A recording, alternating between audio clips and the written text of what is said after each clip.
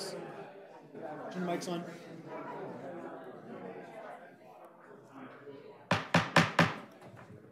Good evening. Welcome to the Genoa Township Zoning Commission. Tonight is January 17th, 2023. The time is 7 p.m. We are in the Township Hall. 3 items on the agenda for this evening. ZC Case 2022-06, Romanelli and Hughes, the second meeting. ZC Case 2023-01, Bob Webb Nook at Highland Lakes, LLC, first meeting. In our zoning resolution, comp plan, potential amendment discussion. Staff present this evening: Joe Schaefer, Director of Development and Zoning; Paul Benson, Deputy Zoning Director. Roll, please. Mr. Schaefer. Roll call. Mr. Bernard? Here. Mr. Sears? Here. Mr. Leff? Here. Ms. Walsh? Present. Mr. Welch? Present. I will note Mr. Carter is absent this evening. He did tell us at the last meeting that would be the case. Reading the statement of the policy, this meeting may be recorded. Such recordings are public record and may be posted online and could be subject to review in court. As is the adopted policy of the Zoning Commission, all applicants will be granted an opportunity to make their formal presentation. The audience then may be granted an opportunity to comment, followed by the applicant's response and any questions from the commission. The chairperson may limit repetitive debate and reserves the following rights: to limit comment to items on the agenda, to limit public comment to 5 minutes per person, to restrict the number of times a member of the public is permitted to speak, and to enact any other reasonable ad hoc protocols or measures necessary to maintain a fair, safe, and orderly meeting. The policy was adopted by the Commission to provide for the respectful, constructive, and efficient discussion of business scheduled for consideration and to allow for proper due process as required by law. First item up are the minutes from the previous meeting. Any comments or motion? I would move to approve the minutes of the December 12th, 2022 meeting minutes as presented. I second the motion. Discussion? Mr. Shaver? Roll call, Mr. Bernard? Yes. Mr. Sears? Yes. Ms. Walsh? Yes. Mr. Welch? Yes. Mr. Leff? Yes, motion passes. Thank you. The time is now 7:02. A call to order. Romanelli and Hughes Building Company requesting approval of a rezoning and preliminary development plan to construct 185 single-family dwellings on approximately 130.15 acres, generally located west of Rome Corners Road, including 3570 Rome Corners Road, PIN number 317-210-050-03000, 3774 Rome Corners Road, PIN 317-210-050-08000, and 317-210-050-09000. 3912 Rome Corners Road, PIN 31721, let me restate, 317210050090001, and 3990 Rome Corners Road, PIN 317-210-050-1000. Currently zoned rural residential RR, seeking rezoning to planned residential district PRD, also known as Mira Luna. Zoning case number 2022-06. This is continued from November 14th, 2022. Anybody speaking on behalf of this, please rise and be sworn in. If you plan to speak at all on this, please rise. If you're going to speak at all, good. Raise your right hand. Do you swear to tell the truth, the whole truth, and nothing but the truth, so help you God? Thank you. Be seated. The legal notice for this meeting was printed and published on January 5th, 2023 in the Delaware Gazette and posted at the Genoa Township Hall on December 28th of 2022. The following exhibits were added or amended. Exhibit D, the revised application and plans received on December 27th of 2022. Exhibit F, the staff technical review dated January 10th for 2023 for today's meeting. G, the staff memo dated January 10th, 2023 for January 17th meeting. And Exhibit H, all public comments received between September 16th, 2022 and January 17th of 2023. Mr. Schaefer, floor is yours. Thank you, Mr. Chairman. So as sort of noted in the legal description, there's been some significant changes made to this plan. So I'm going to refrain from going through the entirety of reviewing everything that we discussed at the last meeting, and I am just going to focus on the synopsis of these specific revisions. So with that, I'm going to jump right in. So I'll just go through by starting and listing the major revisions. So number one is the glass property is no longer included in the rezoning request. As such, the estate lots that were to be accessed from the cul-de-sac road off of Lewis Center Road, aka Sub-Area C, are no longer proposed. The acreage of the rezoning request has subsequently decreased from 51.95 acres from 182.1 acres to 130.15 acres. The number of proposed dwellings has decreased by 46 homes from 231 to 185. The number of phases has been reduced from 4 to 3. Previously requested divergences related to minimum lot size requirements, front and side yard setback requirements, and signage within the right-of-way have all been rescinded. New divergence requests related to the code applicable to the final development plan, driveway setbacks from intersections, signage, and tree clearing have been requested. I will go through those momentarily. The Southern Rome Corners Road entrance has been changed from a boulevard to a standard street cross-section. And also the proposed clubhouse and associated pool have been removed and replaced with a central park space featuring a picnic shelter and some signage. So I've updated the table of all the site attributes. Notably, the open space being proposed for the development is now approximately 42% of the tract, which equals 54.01 acres, which is still above the 40% threshold required by the code. The amount of common open space is at 32%, which is approximately 41.60 acres, which is above the 15% threshold required by the code. Regarding previous staff concerns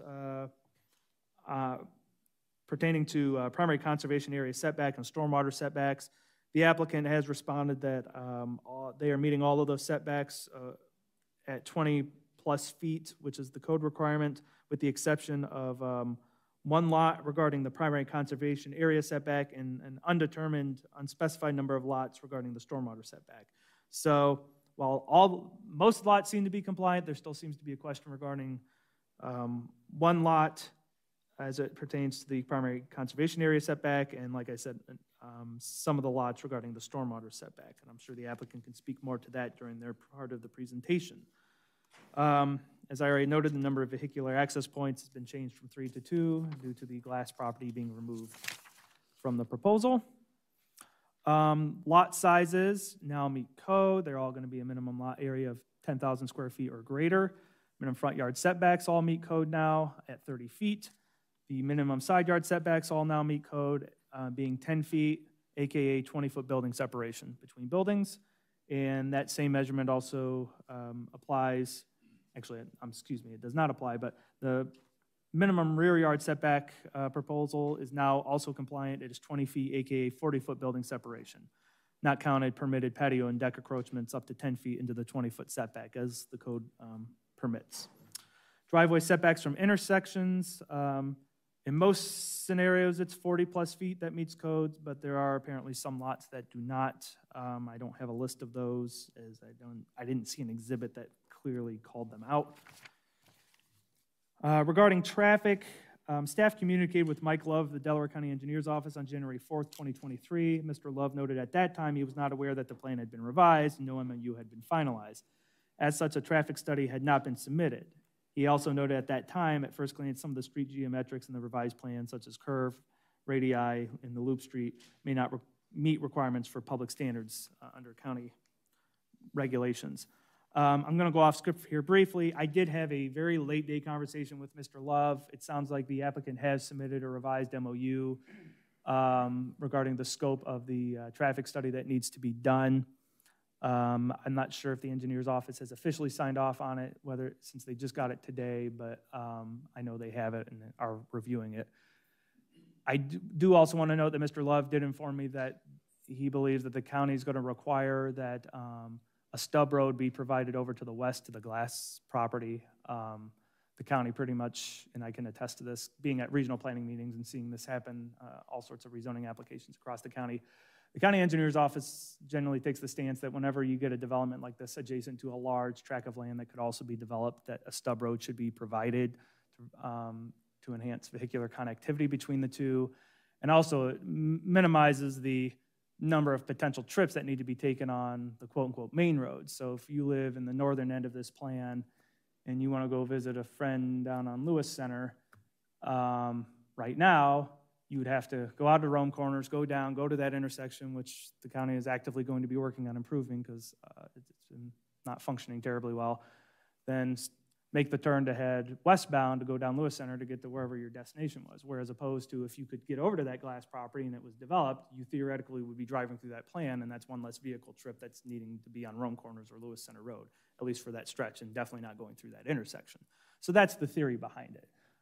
Better connecting the streets and trying to, we hear a lot about traffic in these meetings, and that's one of the things that the engineer's office pushes to try to alleviate the traffic concerns, is trying to making sure that those types of trips that can be taken through the neighborhood are being taken through the neighborhood as opposed to having to use the main line roads.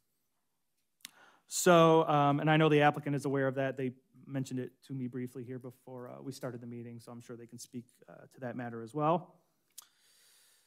A lot of the revisions in the memo are basically just updating lot counts and acreage numbers and parcel numbers and names, so I'm not going to go through all of that. It's really just updating the memo to match the synopsis I just went through.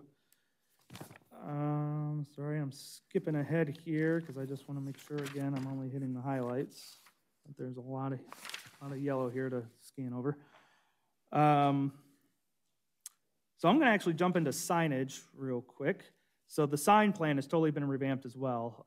So I'm basically throw out whatever you knew about the previous sign proposal, and I'm going to go through what the new proposal is. So the new proposal is at the southern entrance, which is the traditional single-family homes.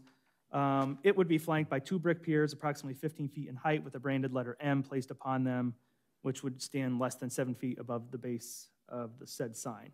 The northern entrance would be flanked by 2 brick piers approximately 10 feet 9 inches in height with the branded letter M placed upon them, which would also be less than 7 feet from the base of the sign.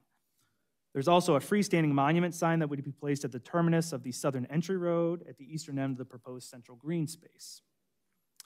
The exact sign area measured using methodology established in the zoning resolution has yet to be provided, so I can't determine compliance based on what I have. The application should provide a breakdown and calculations of any sign bonuses it may be entitled to in the zoning resolution, as well as proof that they qualify for any bonuses that are being claimed.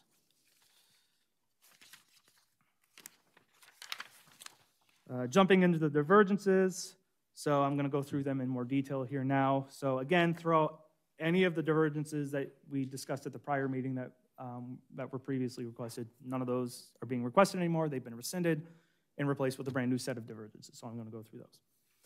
A divergence has been requested to allow the development, i.e. the final development plan application, to proceed under, i.e. be applied for under, the zoning resolution in effect at the time the rezoning/preliminary development plan application was filed on September 15, 2022, that being the zoning resolution effective October 31st, 2020. A second divergence is being requested pertaining to section 1802.05.k, which restricts the maximum permitted height of signs to 8 feet in height. They're proposing to allow for freestanding entry column signs for sub-areas A and B to be 10 feet 8 inches, and 15 feet tall, respectively. Third, a divergence to section 907.03 is being required. That section requires that driveways be set back at least 40 feet from an intersection. They are proposing to waive this requirement for a certain number of lots. Again, I didn't have a specific list of which lots those would be. 4, a divergence to section 903.04 and 903.07.A1, which requires all lot lines to be set back at least 20 feet from primary conservation area setbacks, as defined in Article 4, Section 402 of the zoning resolution, and 20 feet from all stormwater basins. The proposal is to allow lot number 8 to encroach into the aforementioned setbacks. And I'll speak about lot 8 here momentarily. And then a 5th divergence request to section 903.11.b, which is a guideline to limit tree clearing to within 15 feet of foundations except for dead or diseased trees. They are proposing not to adhere to these guidelines. In staff's review, several revisions to the newly requested divergences will need to be made, and these are outlined in the divergence review portion of my technical review document attached to this memo. Staff does not believe that a divergence to section 903.11.b is necessary due to the fact that the latter portion of the section states that it is a guideline, thus implying that it's not a mandatory zoning regulation, despite using the word shall earlier in the text. At the very least, the verbiage conflicts and creates a gray area. Staff has generally been counseled over the years that when such gray areas arise, the property owner/applicant could also be given the benefit of the doubt, or should be given the benefit of the doubt, pardon me. Again, going off script here, that said, we've also sometimes taken the approach in the past that out of an abundance of caution in terms of gray areas, sometimes we do go forward with divergence requests. That way it eliminates any doubt. So just throwing that out there. Staff recommends also the applicant review each of the requests against the standards set forth in section 2707.05 of the zoning resolution and provide their findings in writing to the commission for its consideration. I updated the commentary regarding the Delaware County Regional Planning Commission review. The comment regarding the road in sub-area C is moot due to the revision. The comment regarding the glass property is again now moot due to the revision, and the recommended path, trail, or easement from Lewis Center Road to sub-area A and B, again, is, to me, seems moot due to the revision. Also regarding the divergences, those comments from regional planning are all moot, again, because they were pertaining to divergences that have now been rescinded. So that's not regional planning's, that's my assessment of it. That's not straight from regional planning, but it seems logical to come to the conclusion that all of their comments would be moot since this revision is being proposed and eliminates that portion of the plan, that being the glass property. In terms of staff recommendations that aren't necessarily requirements, I did add one to the previous list that I have provided, and that's remove or relocate Lot 8 to eliminate the divergence request pertaining to the primary conservation area and stormwater detention setback requirements.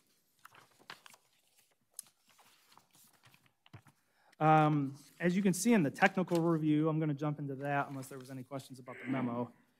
There were still several comments from the original report that remain outstanding. And then also you can see there's been, due to the revision, despite some comments being closed out, there's also been comments added due to the revision. I'm sorry, I'm trying to get to the right page here real quick. There's a lot of them. Some of them are relatively big picture insignificant in nature, which is update the text to make sure all references to the glass property have been removed. And updating some of the application form to have the correct acreage, net density, open space calculations. There's some issues that come up regarding the piers that have been proposed, both along at the entrance and then along the main road, the southern road along Rome Corners. So one of the landscaping treatments they're putting in is this brick and pier and wall system along the frontage of the properties that front on that southern Rome Corners Road access. And I forget the road name off the top of my head. It's road, I believe that's an F if my eyes are working correctly, maybe not. There's some code conflicts that have come up regarding setbacks, and I also have some questions regarding maintenance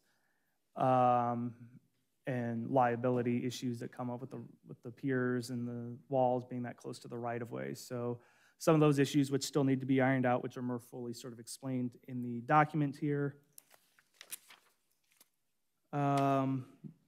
Same sort of issues regarding signage and some of those concerns pertaining to code compliance and maintenance and liability issues.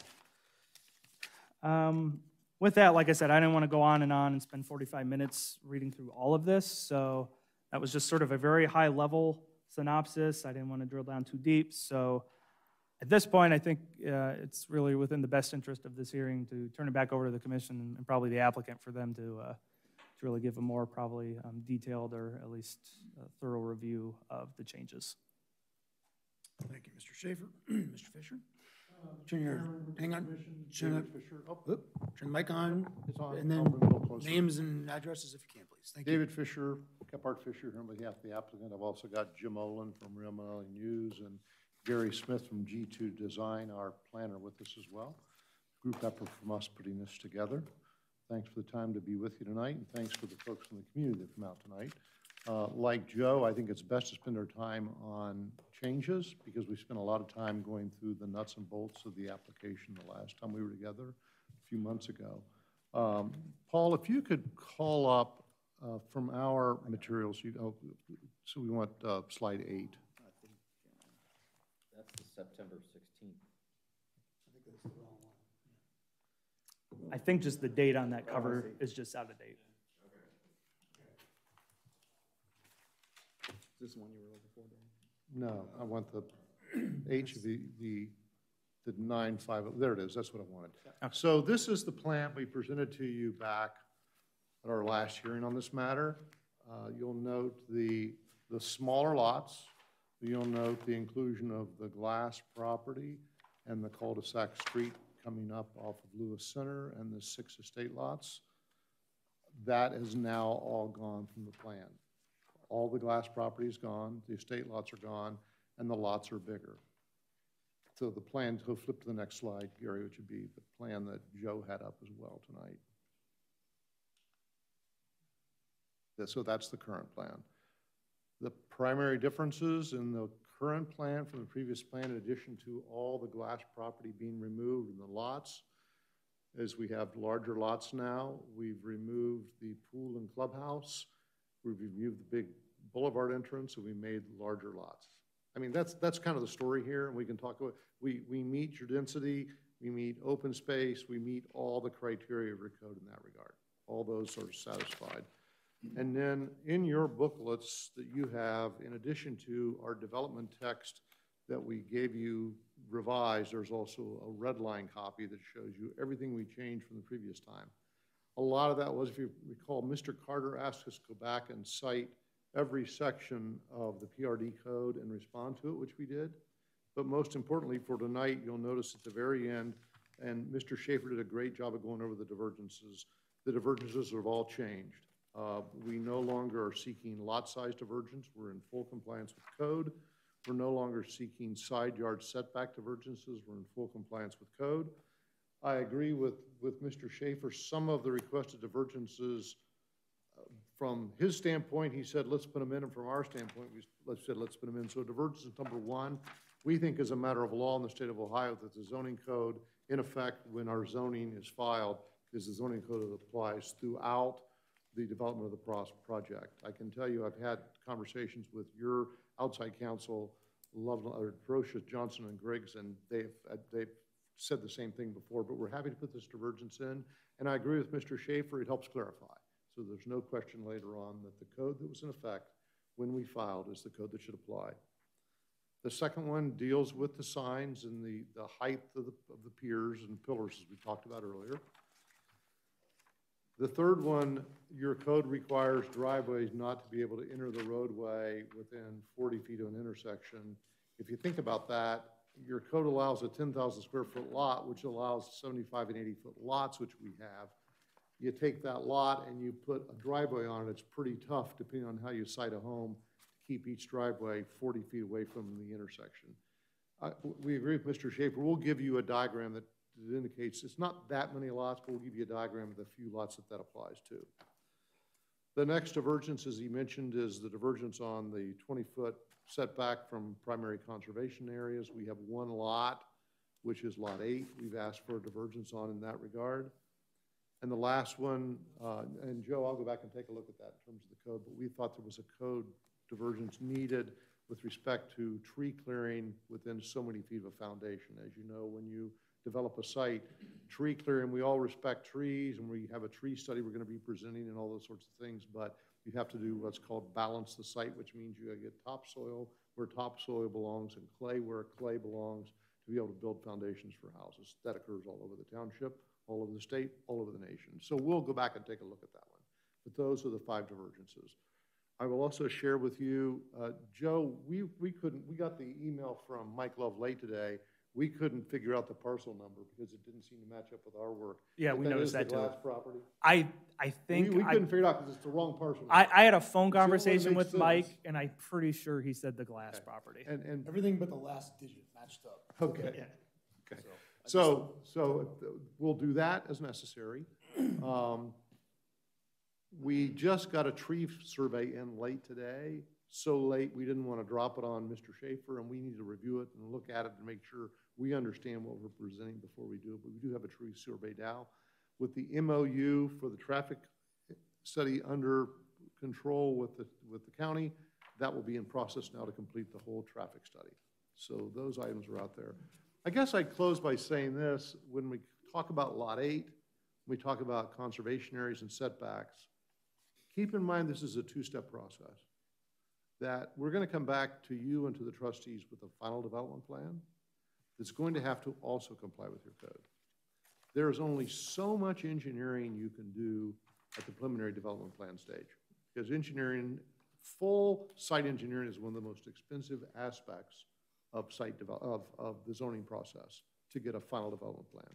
So to the extent we have issues such as those, we're going to have to either address them or come to you with requests at the time of the final development plan before we can proceed. So please keep that in mind when we talk about things like how setbacks apply and those sorts of things. It's just a fact of life in the development business that, and that's one of the reasons you have a two-step process as well, that we've got to come back to you with that final development plan, and it has to comply with what we've told you we do in our zoning and has to comply with your code. So with that, I'll finish my remarks and happy to answer questions from you, or we'll just open up the audience. Jim, you got anything you want to add? No, we're good. No? Good. All right. Back to us. We'll now open it up to public comment. All right, so we've got a timer up here. We're going to go orderly fashion. We're going to start back in the back left-hand corner, and I'm going to work away and come all the way up, okay? So, back corner. Anybody across the back want to come up? Back? All right, back row over here. Anybody? Yep, come on. Joe, is the light on? All right, please remember name and address when you speak, and then we'll start the timer, and we'll go from there. Thank you. Hi, Susan Carey, 7540 Plum Road. I was wondering if you could give us information as to what the average price would be for the patio homes and the single-family homes that will be constructed in this subdivision. Okay. That was my only question. Okay. So in the response, we'll be able to get back to you. So at this point, audience makes comments, and then we'll be able to come back with some answers afterwards. Thank you. Thank you, Susan. All right, continuing on the back row. Anybody in the corner? All right, second row up. Oh, sorry.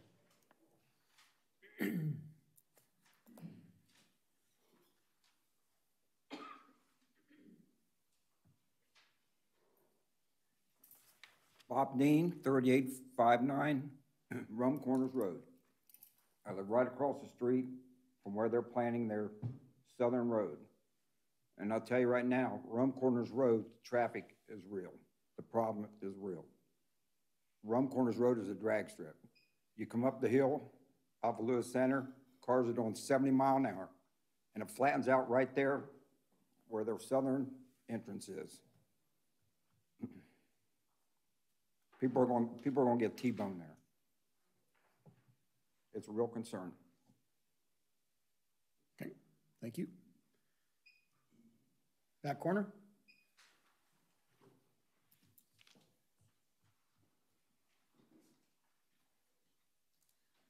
Sarah Grandomenico, 3821 Rome Corners Road. Live right next to Bob, right across the street from this development. I have a couple of concerns. The water that's going to happen once this is developed. I know you have plans to have an engineer look at all of the ponds and all that, but nature is nature. It's going to happen. Everyone has problems with the ponds, and whenever they get dug, they fill up a lot faster than expected. As well as the traffic that happens on Rome Corners. I have a hard enough time leaving for work in the morning. I just have to sit out there for minutes to get out sometimes. So traffic is an issue. And also just why do we have to rezone this? This is one of the last corners in Genoa Township that's still not developed. And it's nice that way. A lot of us live here because it's quiet and it's peaceful. And why can't it just stay rural? There's plenty of areas and people that want to live with bigger lots. And they have, Romanelli and Hughes have developments that have less density. And they built them in Genoa Township. So that's where I'd like you to consider that they can still make their money. We can still have these developed, but just not so dense. And we can also have these rural developments. Harlem Township has them. Lots of places have them. So just lots of things to consider. Thank you. Okay, thank you. All right, second row. Anybody in the second row over here? Jumping across. Second to last.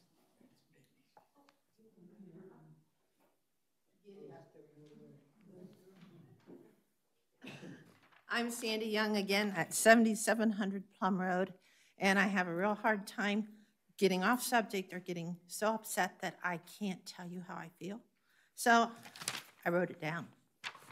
I want to address three groups of people tonight. all of you, I wish I could face you, but I know I'm not allowed to.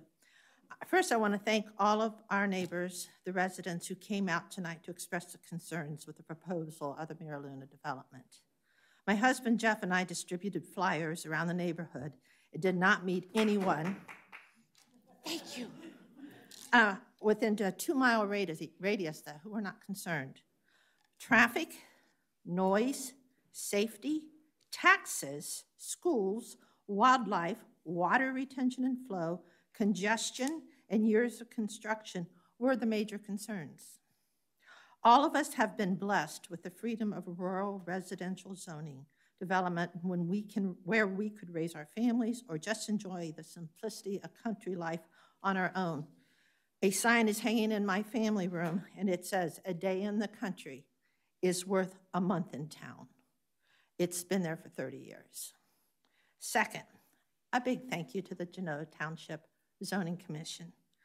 You have dedicated time and effort to design Genoa's comprehensive plan of a bunch of them, years.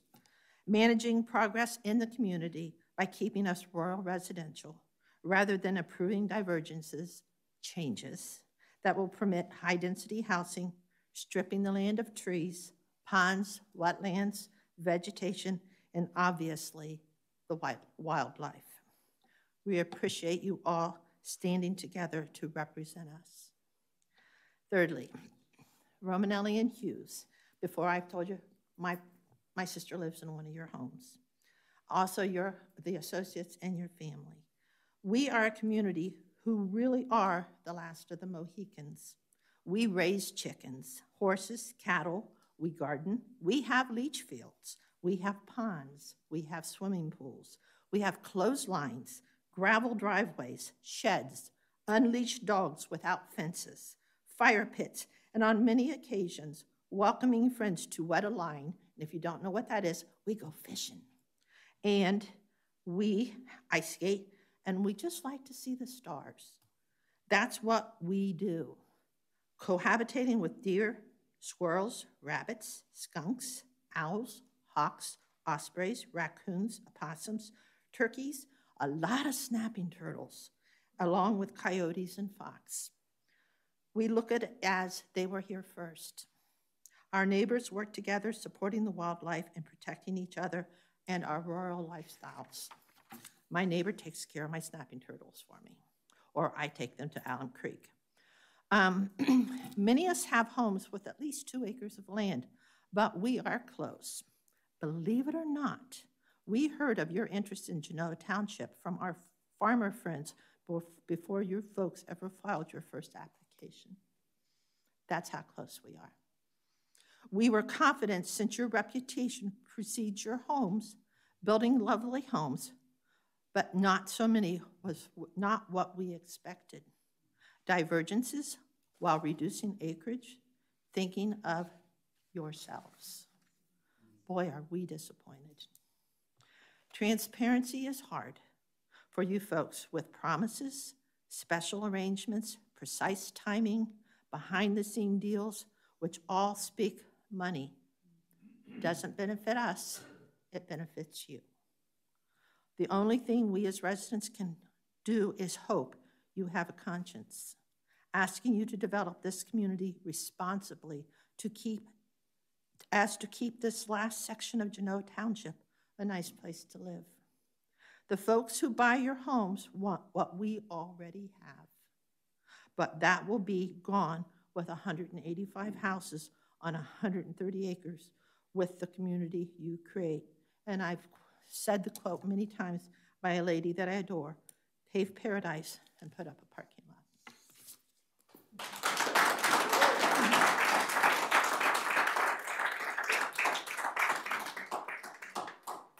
Sandy, corner, over here? Nope, all right, next row up. Across, okay.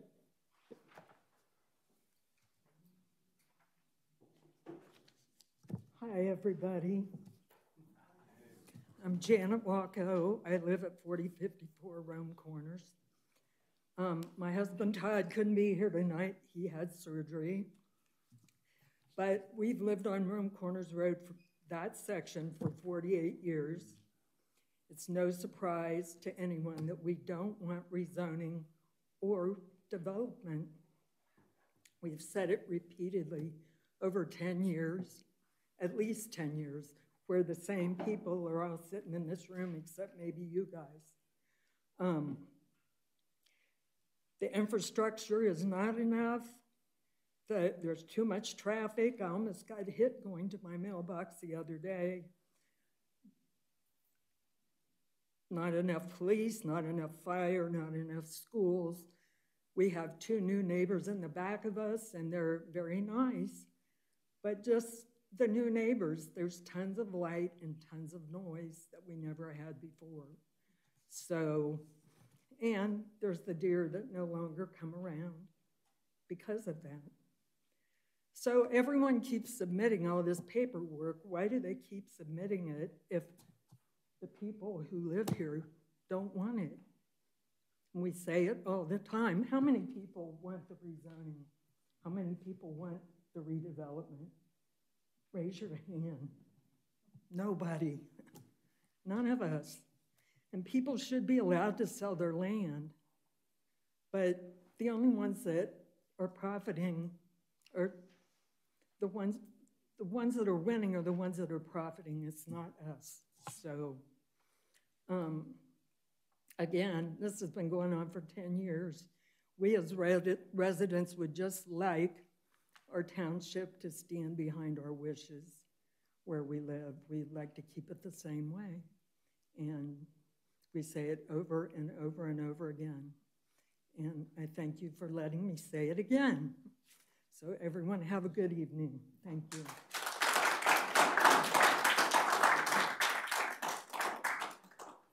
Ann, let him go.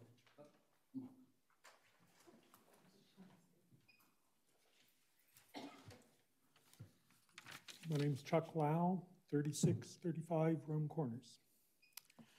I'm not going to repeat what everybody else has said. They've said it eloquently that the density is too great for the area that we prefer. I'm going to approach it from a little bit different point of view. Romanelli development in Sunbury, behind the Wendy's for the empty nester type, is a pretty dense group. Not much yard space. But Sunbury has the sewer systems and the water to handle the runoff. If they have a runoff here, it's all going to the retention ponds. You look at Ohio, a 1-inch rain, not uncommon, but a 1-inch rain would produce over 1,122 gallons of runoff per roof, per house in this. So every 1-inch storm, you'd have over 200,000 gallons of runoff going into the retention ponds, not including the right-of-ways and streets and like this. Didn't have the figures before the meeting to calculate that, but you're getting a lot of runoff there. What you're going to do, glacial till for the soil here, you're not going to get a lot of infiltration, you're going to get the runoff. It's going to follow the drainage pattern. The people in Shagbark and the people down on Lewis Center are going to be definitely impacted by this increased runoff. Increased wetlands, the retention ponds, anytime you build a pond or anything, you raise the water table behind it. Falls off away from it, depending on the side of the pond, but it does raise the water table, and it backs up everything else because it doesn't want to flow then because of the increased water.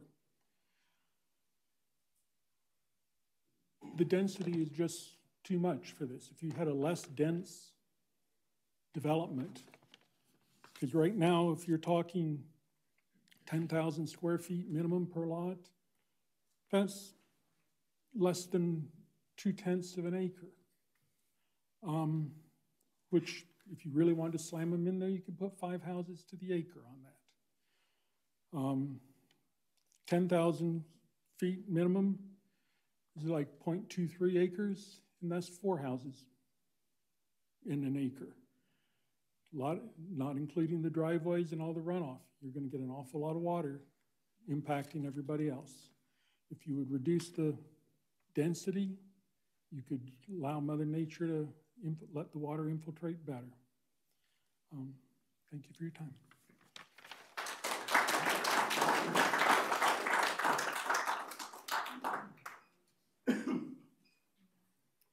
My name's Clint Warner, 5920 Plum Road.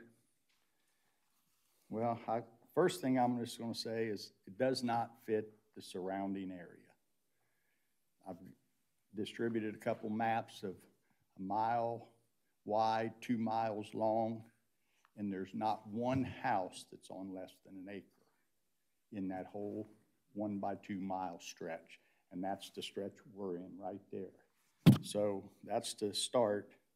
The property, this property and the Hale property, which is next door to it pretty much, is really the only land Genoa Township has in this northwest corner that is not developed. This is it. You develop this and the Hale property and you're done. You done screwed up our area by putting high density in, but then there's no more land in this northwest corner. So you need to look at that. There's 2 properties on this development that are in the Hoover watershed. Okay, so you might want to take a look at the watershed map. You've got the lower property that's on it, Grand Domenico and Ventresca. They're in the watershed. And from what I could read, even if it's a part of it on the watershed, that doesn't just look at just that part. That includes the whole section of that lot to be under the watershed. And then I spoke earlier with them. I'd like to see a design like this using the rural residential platform, which it is right now, and that's what we would like it to stay at. So we would like to see you make a drawing like this with the roads and rural, residential rural part, just to see what it looks like. How much money are you going to lose? Because that's what the whole object of the game is here, is how much can you make and we don't get anything. But that would be interesting to see what they could do if they left the land rural residential.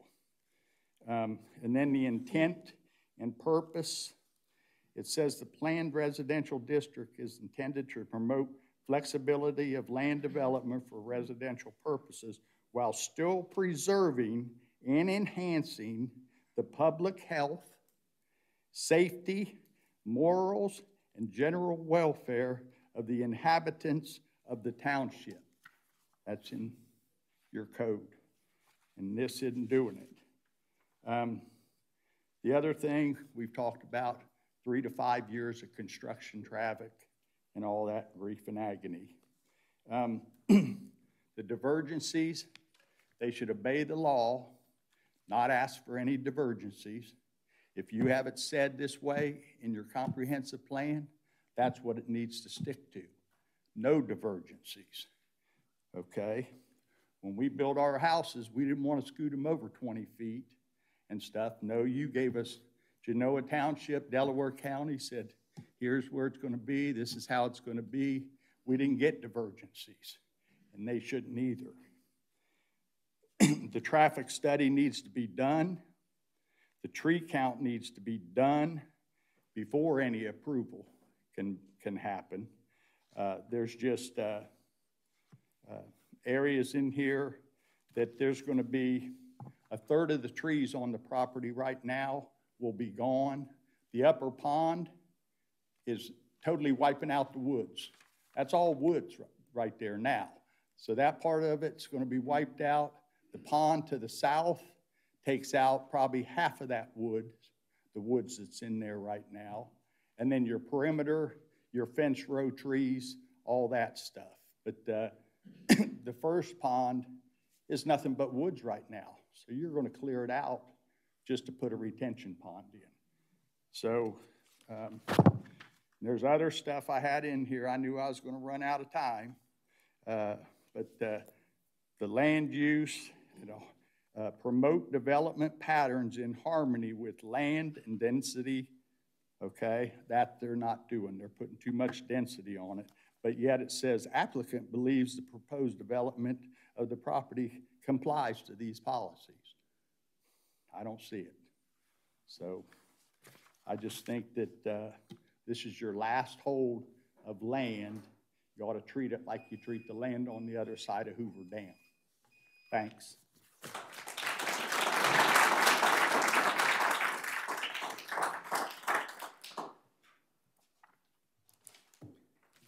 Hello, my name's Charlie Conrad.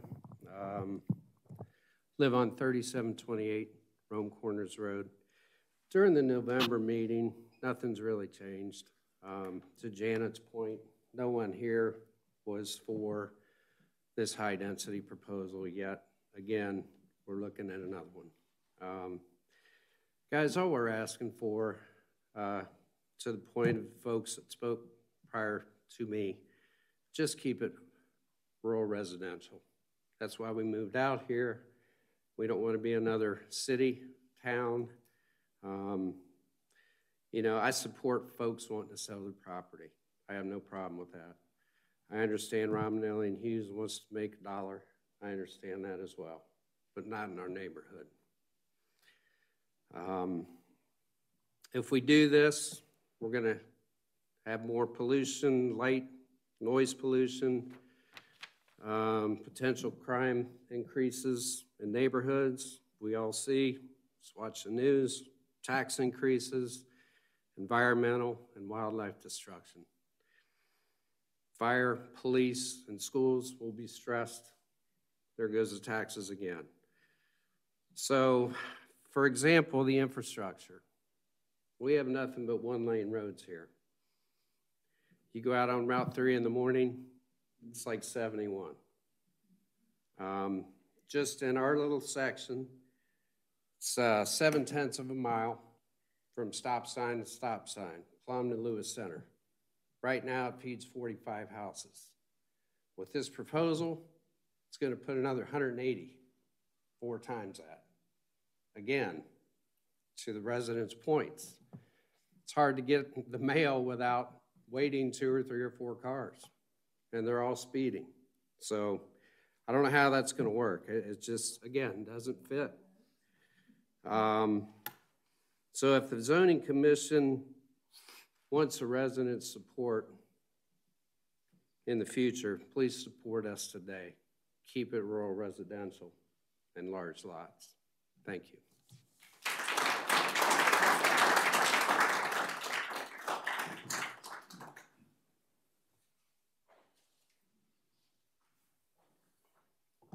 Brian Tornes, 3922 Shagbark Trail.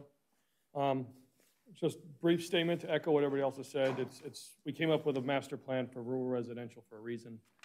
Why do we have to change it from that? That's what the township wanted. That's what the township has always wanted, is it to be rural residential. So why didn't we need to change that? If it is going to change, I do have some issues with the proposed plan. First off, the stormwater, echo what the previous gentleman said. With regards to the stormwater, we live on Shagbark Trail, we will receive this water. And that's where we're receiving it now. We'll continue to receive much of it later. And so I realize it's not the zoning board that reviews those plans. That ultimately is the county engineer. But again, it goes back to the good engineering practice that's littered throughout the terms here. I don't understand good engineering practice to clear trees to build a pond. I don't see where that comes into play. When it comes to the requested divergence for the 20-foot setback off the existing pond, I know the devil's in the details on what that pond's going to be used for ultimately, but assuming it's for retention of some sort, that 20-foot easement is there for a purpose. That's there for maintenance for the township who has to take over and maintain that pond in the future. It's also for the pond to flood when we get those heavy floods and that water to spread out. So why do we put that into that one residential? It's an easy fix. Don't put the home that close to the pond, that 20-foot restrictions in the zoning code for a reason. Divergence number 3 about the driveways. Again, I think they throw in that those lots, the development cannot comply with it. Yes, they can. It's an easy fix. Don't build the 3 or 4 homes that encroach in that 40-foot setback. Divergent number 5, the last one about again, just really on the tree clearings. I don't like the term good engineering principle not to clear trees outside of 15 foot of the foundation. We did it at our house. Multiple people have done it at their homes. I know it's not necessarily a shall, but again, why are you clearing trees for a pond? I don't see that as being a necessary evil when you can do it in the green space that's out there. Thank you.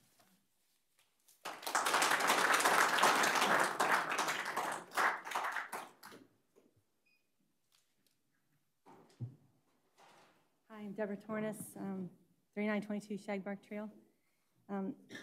I just wanted to say that, as stated before, when looking at the site plan that was presented to us, it is pretty clear that everything surrounding this is rural residential, and this is just kind of being dropped in there at high density, so it doesn't make a logical sense at all to me to have anything like this in there.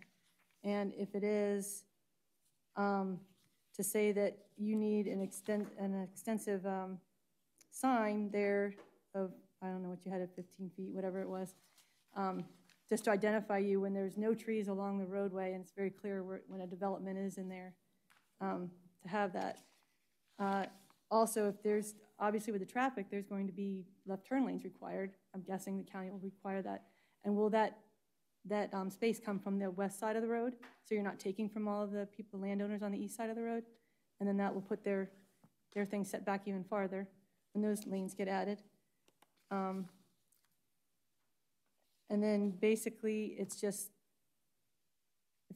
I just feel like everybody's been saying, this is zoned rural residential, and we're being told that this is, divergences are needed because of sound engineering practices. And if that's the case, then you should be able to do sound engineering practices to meet what is required from our zoning and rural residential.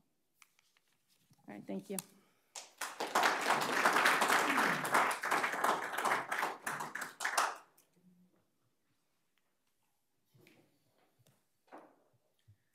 Randy Rocky, 7503 Linder Way.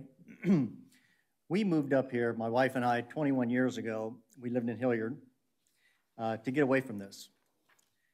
We wanted some land. We wanted the rural residential. This is what Genoa Township is. This is what we're known for. In fact, when I tell people that I live in Genoa Township, they say, oh yeah, that's where everybody has nice big lots and it's out in the country. And you go putting this in, that's done. I mean, you're ruining Genoa Township. This is why people come here. And there's going to be, I brought this up at the last meeting, they're building that Intel plant. There's going to be a bunch of people with money. And they're going to, there's going to be a certain percentage of them that's going to want to live in New Albany, where they have to be told what kind of house to build and where they can live and how they can live.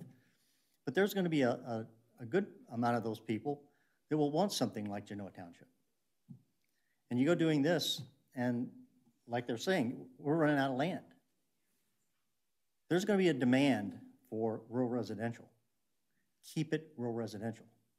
I mean, who benefits by changing this to residential other than Roman LNUs? I mean, how does Genoa, somebody answer me that question. How does Genoa benefit by changing this? And I think that's what you guys have to look at.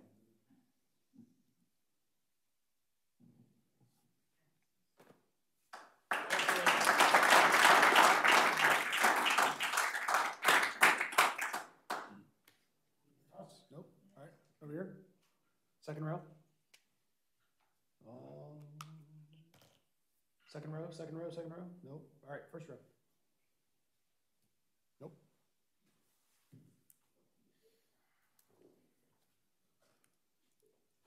Good evening. My name is Rick Wieland. I live at 9500 Brittonwoods Drive, which is on the opposite side of the reservoir. And we're in a new development there that has rural residential, has 2-acre lots. We had I believe it was a 46-acre parcel there that the developer took and put 13 home sites in there. And I consider it one of the nicest places to live in this area. I moved over here from New Albany area and purchased that property. This is my first night seeing this presented in that type of stuff, so I'm just up here talking from what I see, what I look at and hear from the crowd. If this is zoned rural residential, I think it needs to stay that. I don't see any consideration why the board would even consider doing anything different with this property at this stage.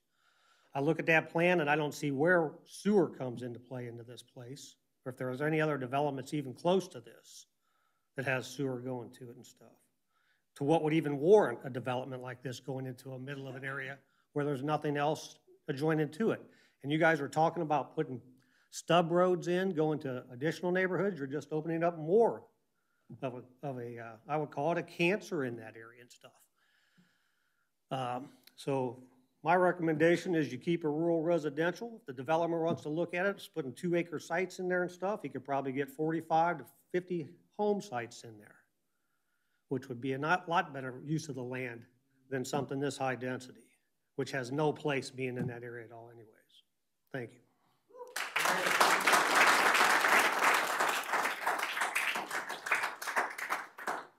All right, anybody we skipped? Came in late. Yep. John Buckles, 3601 Rome Corners. Yeah, I mean, we're not so stupid that there wouldn't be development. Like that kind of property, I think it's good. Whatever the one is north of Vinmar, I mean, it's a decent piece of property, but there's nothing. I drove around the other side of the reservoir. I can't find anything even close to that. The closest thing I think of would be the stuff off Highland Lakes Boulevard there by the bank, where they got a little bit of something going on there. But I just don't understand the motivation. I think the last question, if you're going to vote that way, I know you're doing the process, and I appreciate the due diligence, but I would love to know a reason why I could cast a vote for something close to that. I don't know what, I know you're not on commission. I'm trying to figure out like what would be the win for us, and especially this area. This is one of the hottest places in the state or the region. And I know there's people around that have 5 acres or more, and people are knocking on their door every day, want to sell. Look at Arrowhead and Blackhawk. I mean, they're just, want to sell. We don't have to sell. We're not desperate. There's no, like, if we don't do this, we can't, oh man, just wait. You know, somebody will call with a better plan that'll put a foundation. We know there's going to be development here, but I would just like it to be the kind of development that fits the rest of the region, because there's just nothing even close to that. So I think that everything that's been said has been said. You guys are trying to do the best job you can. Romanelli's a great company, but they got all kinds of developments. This has got to be just a wild stab, like maybe they'll take this. I'm just like, because I mean, miles in every direction, there's nothing close. And they make some great homes of all shapes and sizes. And somebody told me the way they're doing it too, is like, it's gonna be people coming into this region. They're not gonna move from somewhere else in the region or in the township to that. It's gonna be all these new people. And I'm not sure they even have our sense of what this community is supposed to be like. But we're gonna trust you with this one. But I would love to know, if you vote for it, what was in it for you and for us, because I just don't see the win.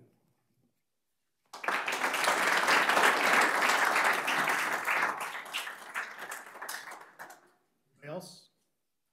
Going once, going twice? All right, public comments closed. We'll bring it back to Mr. Fisher and the group. Do you have any comments or? There was one question about price point, Jeremy. Yeah. Can you help with that? So I look at this and see it as 3 separate sections, although you see the orange and the yellow. The top section is my high-end move-down empty nester product. That'll start in the high 700s. With the way things going, it'll probably average high 8s, low 9s for that section. Down south in the yellows, our 2-story product, be similar. There's a community called Mearsall. So starting in the 900s on that for our 2-story product. And then right off to we'll say to the west section, there's a small pocket. And I look at that as my high-end, extreme high-end estate. We'll call it estate, move-down empty nester product, where I'm going to get a little bit more creative in terms of the product that I'm going to be able to provide there. It'll be focused on move-down empty nester, but it'll be your 900 and up on those. Hi.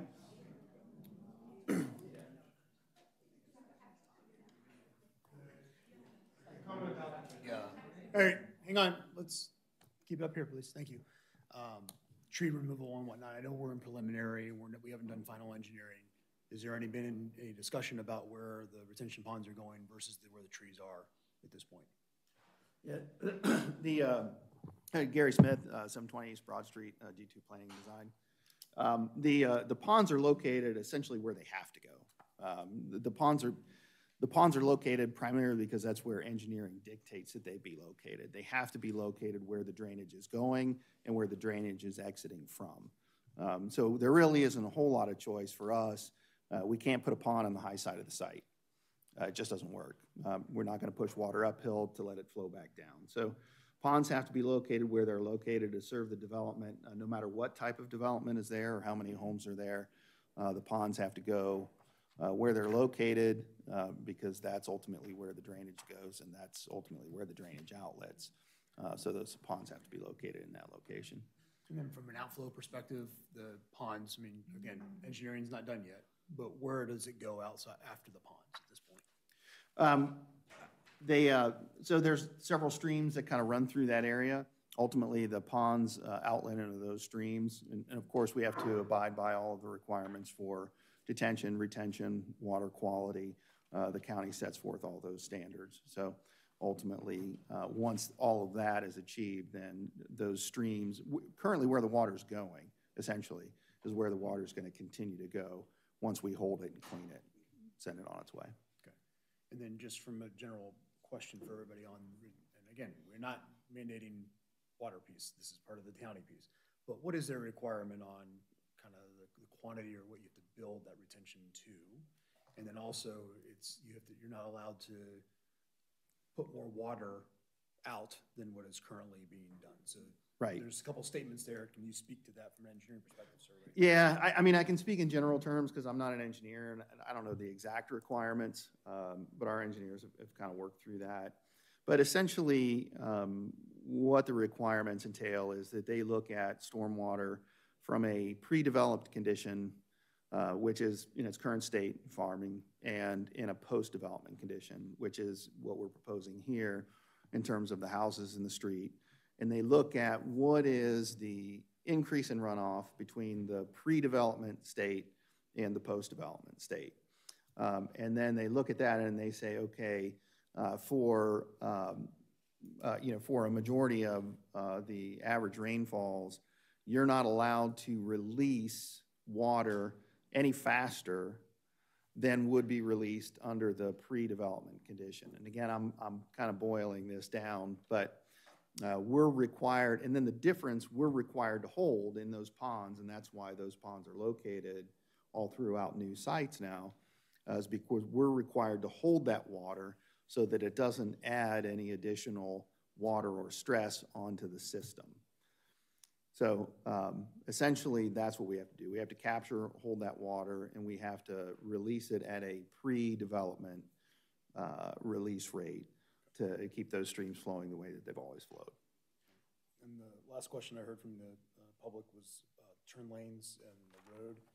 Has any discussion been, or you looked at any of that yet? Yeah. I know you just got the response back, but has there been any preliminary look at where that turn lane might be, or is it both entrances for turn lane? We don't know yet. The traffic study hasn't been completed. What I can tell you is that typically, if a turn lane is required, that usually the road widening will happen on our side. I think that was the question. Where's that road widening going to come from? Typically, that road widening happens on our side, so we have to give up that right of way. In fact, we've already, in our plans, had to give up a certain amount of right of way to meet the thoroughfare standards. So we've already given additional right of way there to meet thoroughfare standards. And then I think there was one question early on the question of the heights of the homes. So the patio homes are typically single story or one story with a bonus room above, and everything will be lower than 35 feet. Yeah. So I don't know if the question was related to home height or the sign height, but I think it was home height. Yeah. So the single story homes are going to be, what you would expect of a typical ranch home. And the 2-story homes are going to be what you would expect of a typical 2-story home from a height perspective. Okay. Did I miss anything from public comment? Okay. All right. Sir? Oh, the one Mr. Schaefer, how does the overlay play into this? In this scenario, the overlay wouldn't be applicable because this application was submitted to us on a date prior to the overlay going into effect. So it would have no bearing on this application. With the divergence request before you this evening regarding utilizing the version of the code that had existed at the time of application, if that divergence was granted, the overlay would similarly not apply to the final plan application. I think something else that's important to note about this in regards to the Hoover overlay is if you look at the overlay and exactly what falls within, it's a very thin slice of the frontage. It's less than about a 1/10 of an acre, both on the north and the south. It comes in 2 small pieces. Actually, none of the stormwater or runoff from this development will go into that watershed. It all goes, everything basically from the street, with the exception of those 2 small areas, all flows to the west. All right, Commission, comments? What's the issue with Lot 8 and the pond behind it that you have to construct that pond inside the 20-foot setback? The pond that's at Lot 8? Yeah. I'm looking, so Lot 8 is at that. That's one around the curve. Around the curve, Right, yeah. it's a small That pond is pond. actually existing. So that pond's already there. We don't have and I'm not sure ultimately that we are gonna encroach that. So we're gonna have to take another look at that. But again, some of that is gonna be determined at final engineering, as David mentioned, especially as it relates to the new ponds and the wetlands. The new ponds, we certainly have the ability to configure those so that we can meet all of the requirements. The wetlands, we have to work through our engineering. The wetlands, because we haven't gone through the final engineering, that we don't have the final surveying back on those yet. So they could shrink, they could grow, and we'll have to deal with that when we come back in with our final development plan one way or the other and adjust the site to accommodate it. I'm good. I have a question. Like, what happens if the traffic study says that the road has to be widened? Like, who would be responsible for this? The county engineer enforces that. So the applicant, if they want to build their development, is going to have to agree to that, because otherwise the county engineer will not sign off on the engineering plan. Is it that they would have to pay for it, the developer, or is it the county? It's usually done on the developer's dime, not unless. Sometimes there are agreements struck with the county where, in lieu of actually constructing the improvement, the developer can just submit like a payment fee. The county sometimes will do that in situations where they know they've got another project coming online soon, and it makes more sense from an efficiency standpoint to do all that work at once.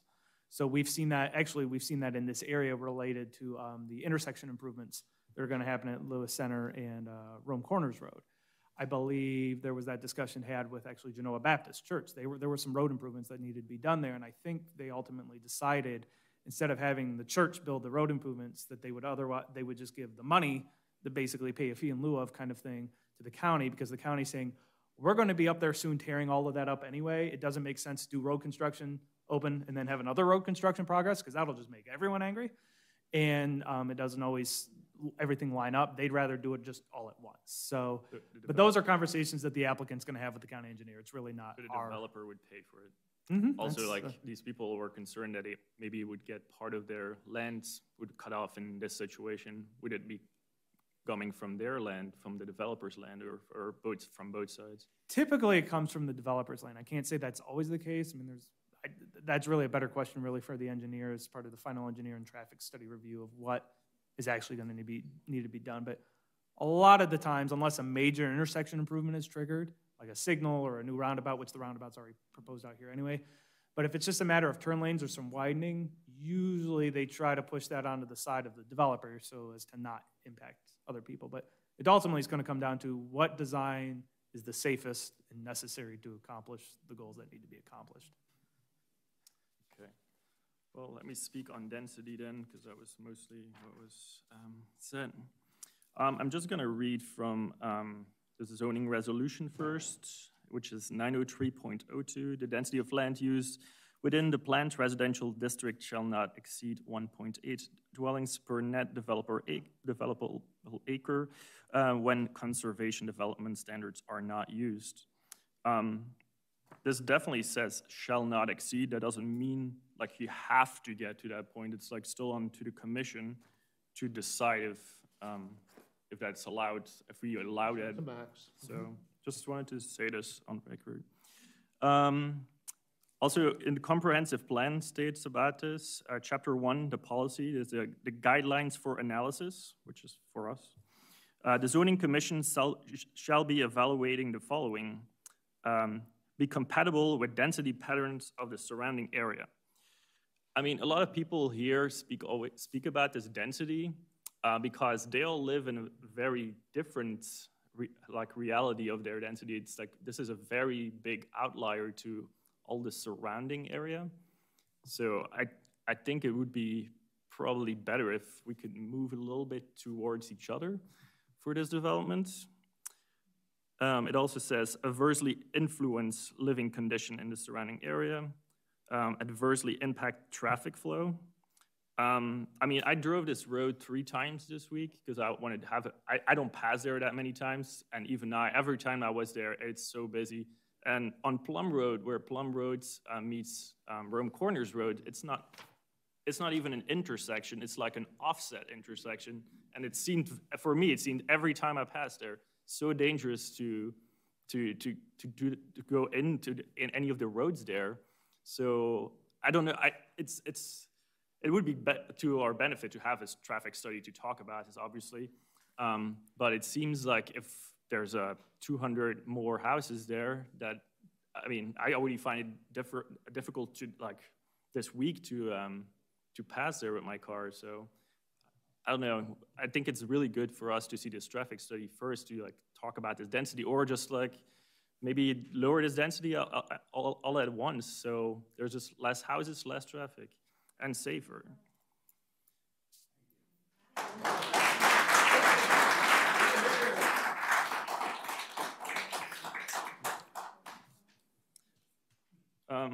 On the acreage then, I mean, I read your text again, and there's like 3 different acreages still in the whole new set of papers.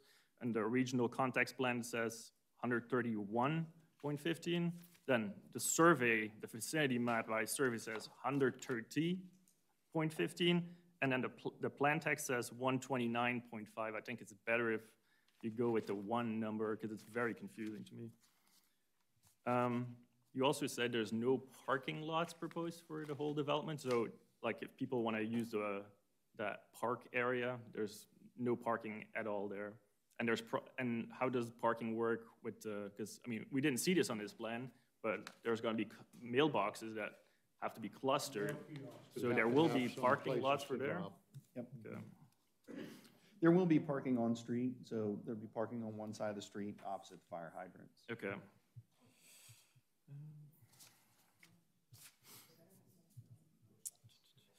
Okay,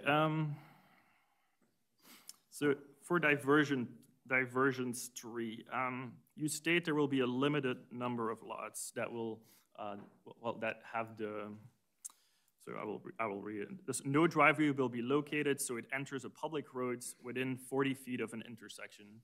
But, I mean, I don't know which one these are, so it would be great to have a list, because I listed a whole potential list of these laws that could have this problem, and for sub-area A, that's like over 33%. That's like a third of the development could have that happen. I mean, I don't know how you're gonna draw those driveways in, but we will get you a list. Because that's quite a high number for asking a divergence without knowing what it's gonna be for. Also, for divergence 5, the clearing of trees within 15 feet of foundations. I feel like that the plan has, I mean, the plan has a lot of potential because there was already a lot of green space, like the trees that were there, mostly on the west side and the south side. And I feel like a lot of that has been removed either for the ponds. I understand the wetlands are kind of there, but the trees are also beneficial for sucking up the water. I mean, and you also cut those away. Couldn't you just move the ponds a little bit? You will also lower your density a bit. And that reasoning also that people could use that green space also, because for a PRD, it's always like the intention of a PRD is that there is a shared open space. And this shared open space is something extra for these people who are gonna live there. I mean, it's an open space that can use it. So don't make it like a rest space. Like now you have this little trail and there a little trail, but there is no connection, I feel like, in this whole development. I mean, it would be more interesting if there would be something happening, except that one little area in the front where people can picnic, but I mean, it doesn't have much of an extra value. All this open space is just there, but it has not much to offer, in my opinion. I think that those were my points. All right. The one thing that I wanted to ask about was the area to the south where the telecommunications tower is. What is the plan for that area? I know it's not listed on this map, but if you could speak to that a little bit, I don't think it's been brought up. That will be open space owned by the homeowners association, but the cell tower lease will remain there with their access easement off of Rome Corners. Okay. And then remain. The house and the other structure that are on that site right there, gone? Okay. And then the only question, Joe, I had with that, I noticed in the resolution in 2204.02, it talks about telecommunication towers in platted subdivisions. Does that apply? I know we're talking about it from a standpoint of when that tower is put in, we're looking at platted subdivisions. It cannot be located in a platted subdivision. But from a divergence perspective, since we're building into a subdivision, is that something that we need to look at because of the fact that in the standard, it says it cannot be located in a platted subdivision if it meets certain criteria? Is that something that needs to be looked at? It's a great question. I will look into that. My gut instinct is that only applies for any newly proposed ones, because otherwise, if you had a property like this that had an existing tower on it, you'd almost be robbing the property owner of the right to do anything on the property, even a rural residential subdivision, under the current zoning. So I don't think that's how the law was intended to be written. But again, a lot of the laws regarding telecommunication towers and zoning come out of the revised code, the Ohio Revised Code, and are set by the state. So I'll have to dig into that to confirm. Okay, yeah, because that was my only thought as I was looking at that. I know it hadn't been talked about, but just as a consideration. The other thing... I might add, keep in mind, any subdivision of land is a subdivision, to Joe's point. So while this is a subdivision of a lot of lots, if you take one piece of property and divide it in two, that's a subdivision. Right, yep, and I get that. My thought is more along the lines of, if we're saying it can't go one way, and then we have it in and so to me, if having that as a divergent, calling it out specifically, it speaks to the fact that if we have someone coming in later to build a telecommunications tower, it says, well, you have a subdivision over here with one in it. So from that perspective, that's just a thought that I had as I was looking at the overall resolution compared with the development, because it is a unique feature. Yeah, I agree. And then I know we had some people bring up sewer. I know we talked about it in the first meeting, but they talked about how sewer was going to access into the site. Could you speak a little bit to that? I know there was... Do you have that routing down? I know it generally. Do you have it better than I do? I think we have a sewer map in there that... Yeah, I think we do too. Here, it's probably maybe 18. Yeah, page 18. Keep going. Keep going. Go further. Right there. So you can see the sewer as it comes in from the west side. Essentially, there'll be easements in place for that sewer to get across and then into the development. All right. Yeah, thank you for that. And then the last thing I have is on the divergence 2, where we have the 15-foot sign, or we're talking about the divergence to the standard there. Could you just talk about, I know it says for wayfinding purposes, but is there a specific reason for it being that height compared to the standard, which I think it says should not exceed 8 feet? Yeah, well, the sign itself, so the sign and the graphics won't exceed that requirements. The structure, though, will, and essentially, it really comes down to kind of a sense of scale. and that smaller columns in that large open space area are going to get lost. And so, you know, we're trying to create kind of a grand entry into the community that will include those columns, that will include a street treatment down that street that will ultimately lead your eye kind of into that center park. So what we're trying to, you know, as a lot of these houses, again, are going to creep up toward the $1 million range, what we want is to really create more of an estate feel, you know, as you enter in that community. So it really becomes just kind of a sense of scale and making sure that those columns, you know, impact that entry in the right way versus just kind of get lost off to the side. You drive into a lot of these developments and they have these little columns, but they don't really create a sense of entry because, you know, they're just kind of tiny in there. So that was our thought process. All right. Yeah, that's all I have. I just have one additional question. Everything else has been answered for me, I think, so far. But with regards to the divergence with the driveways, did you know how many lots? We will get that number to you. Yeah, we'll figure that out. That's a question Mr. Schaefer raised too. We'll demonstrate that to you. Yeah. And we will minimize it as much as possible.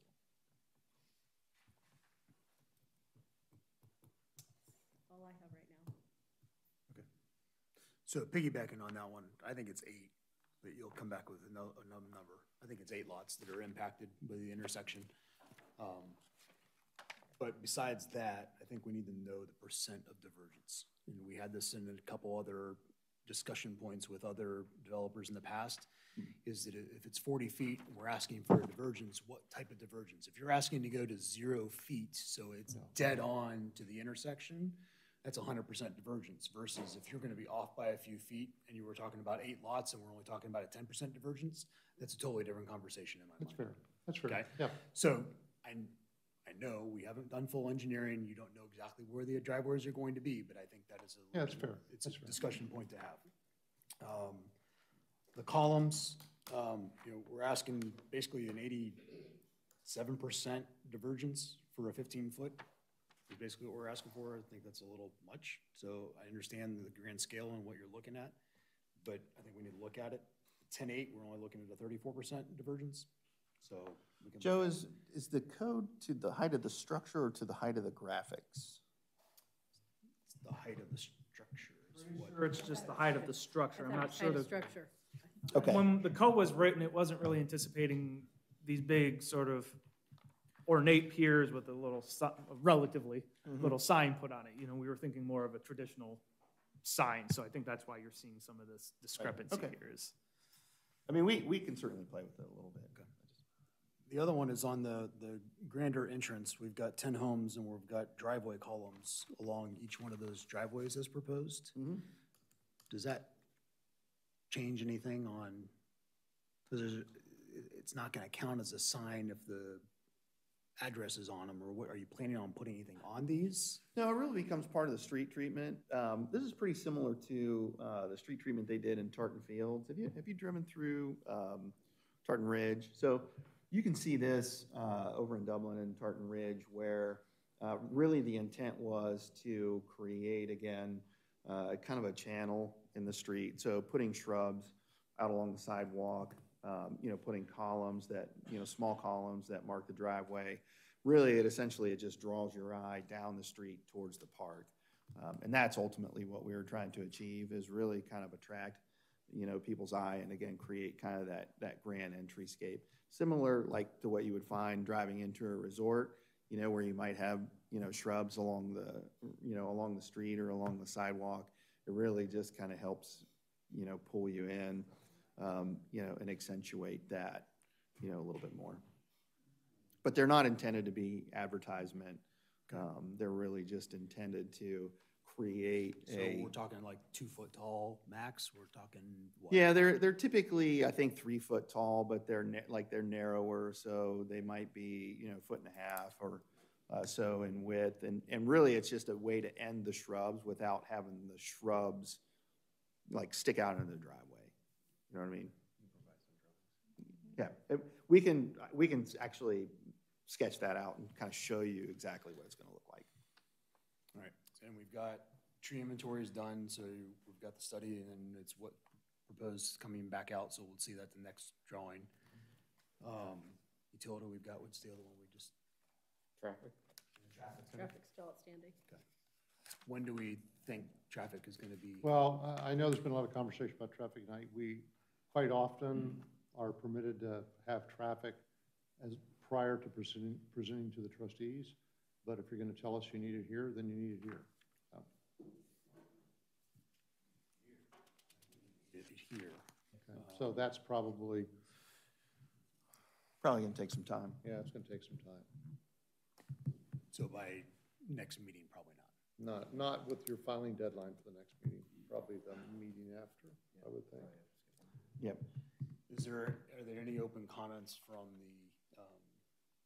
from Joe's comments on the tech review or any of the items that were on there? We're generally in agreement with them. We'll have to call them and go over a few things. We got all the notes from tonight. Always, I'm more than happy to sit down or have a phone conversation with them to go through and clarify any questions they may have on the comments specifically. On the application deadline, so when we did change the meeting date to this evening, to the 17th, I did notice we didn't subsequently change the amended plan revision deadline for the February meeting. So, but it sounds like this application this evening is probably not going to be on your February agenda. I thought we changed the February because we pushed February. We changed the February meeting, but and perhaps I didn't write it down. I'm working off an old copy, so maybe we did. But regardless, it sounds like it's a moot point. So the deadline for revised plan, so if they're not going to be on the February meeting, the next meeting would be Monday, March 13th. The revised plan deadline for that agenda, as appears on the ZC schedule, is February 21st. February 21st? Yes. And we will have to keep you posted, keep Joe posted if the traffic study, and we'll let you know sooner versus later. Yeah. It doesn't look like we can have that done by then. And if those are a big, like the tree survey that we just got in after 4 months, traffic studies take a long time, so. Correct. So obviously, if for whatever reason they weren't going to be ready to go on the 13th, the applicant could always request a continuance. Unfortunately, there's no way of me knowing, because I can't predict how the commission's going to vote on any such a request. There is a chance that we could schedule the hearing, they could be on the agenda, and then the continuance request could come in relatively late. Even the morning of the meeting, theoretically, it could come in. I will have no ability to be able to really communicate that out, that A, the continuance has been requested, or B, But since it's a traffic study issue, and you want the traffic study in with the submission on February 21st. Oh, yeah, I'm not complaining. I'm just letting the public know. There's a chance they could come to the 13th meeting. We're having on the schedule. And find but out all of a that you've sudden asked for a might need to ask continuance. for a continuance. So, yeah, no, I have no problem with how we're proceeding. I'm just I getting think it out you're there. gonna want the traffic study in your packages when they're delivered by the deadline. Yes, that was my understanding. And you want to, Let me just say, they're extremely fun reading. we know, we read them all the time. But you want to be on the Yeah, let's 13th. shoot for the 13th, but we will advise Joe as soon as we connect with the engineers if that's a date that we need to push out even further. Any other open comments, questions from you guys? No? From us? Okay, anybody else up here? All right, motion?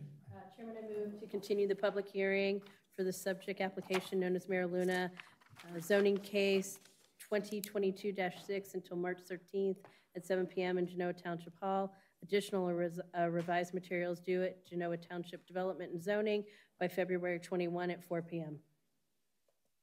I'll second that motion, Mr. Chair. Roll call, Mr. Bernert. Yes. Mr. Sears. Yes. Ms. Walsh. Yes. Mr. Welch. Yes. Mr. Leff.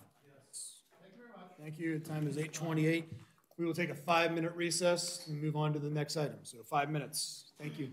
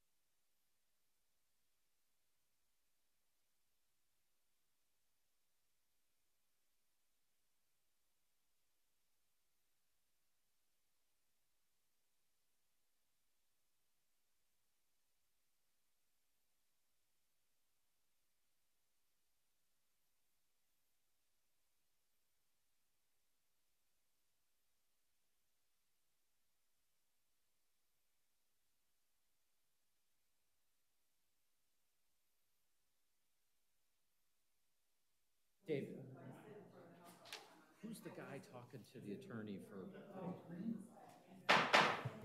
All right, time is now 8:34, back from our quick recess. We'll start the next hearing.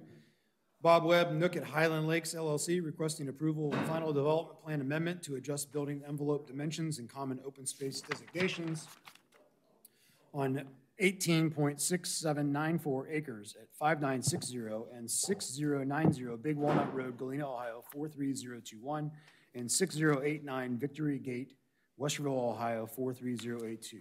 Currently zoned planned residential district, PRD, also known as the Nook at Highland Lakes, zoning case number 2023-01. Anybody speaking on this behalf, please rise and be sworn in. If you're going to speak at all, up to the mic, raise. No. All right, do you swear to tell the truth, the whole truth, nothing but the truth, so help you God? Good. Hey, be seated. Legal notice for this meeting was printed and published on January 5th, 2023 in the Delaware Gazette and posted at the General Township Hall on December 28th, 2022. An attempt to mail notice of this hearing to property owners with 500 feet of the subject property was also made. The following were marked as Exhibits A through G. Exhibit A, legal notice. B, the affidavit of advertisement. C, the sign-in sheet. D, the application and plans originally received on December 12th, 2022. Exhibit E, staff technical review dated January 10th, 2023 for January 17, 2023. F, the staff memo dated January 10, 2023 for January 17, 2023. And Exhibit G, all public comments received between December 12th of 2022 and January 17th, 2023. Mr. Schaefer. Thank you, Mr. Chairman. I am going to be a little more thorough in this review, seeing this is the first time this application has been before you this evening. So I'm going to dive right in and do the best I can to get through it as quickly as possible. So before you have Bob Webb, Nook at Highland Lakes LLC, aka Bob Webb Builders, is seeking to amend the final development plan for the existing Nook at Highland Lakes development located near the southwest corner of the intersection of Big Walnut Road and Worthington Road. The development is currently zoned planned residential district. The proposed amendments generally include 1, revising the dimensions of certain limited common element areas, and 2, revising open space layout designations and subsequently the overall amount of open space within the development. The need for the amendments is being driven by the fact that 1, despite materials submitted with zoning permit applications seemingly indicating compliance and thus said permits being issued, assuming proposals were compliant, it had become evident to staff that some homes and adjacent patios were or are not in compliance with the restrictions of the final development plan. The primary issue is that some homes and improvements do not adhere to the boundaries of the limited common element area, i.e. are encroaching into the designated open space. This is illustrated on Exhibit D-3.2 of the submission. The proposed sorry, I lost my spot there. The proposed revision, if approved, would bring these units back into compliance. And 2, some residents have also found themselves unable to build as large of a patio and/or deck as they desire due to the size of the home they purchased. In some instances, very little, if any, room remains in the limited common element area for such improvements. As staff is not involved in these private transactions, we cannot speak to how or why homeowners were not apprised of these plan restrictions that they may prevent such expansions or improvements to their home. The proposed revision would, but again, somewhat moot, and here we are. The proposed revision would create more room for said improvements in certain areas. I'm going to rewind quickly on the history of this plan, since I know I think the vast majority of people in this room are probably not here when it originally came through. So rezoning and preliminary development plan approval for the development was granted by the Board of Trustees on November 30th, 2017. That was ZC case number 2017-04. Final development plan approval was granted by the Board of Trustees on June 13th, 2018, and that was ZC case number 2018-03. As of the date of this memo, zoning permits for the following units have been issued. Units number 1, 8, 9, 12, 13, 14, 15, 16, 20, 21, 22, 23, 26, and 30.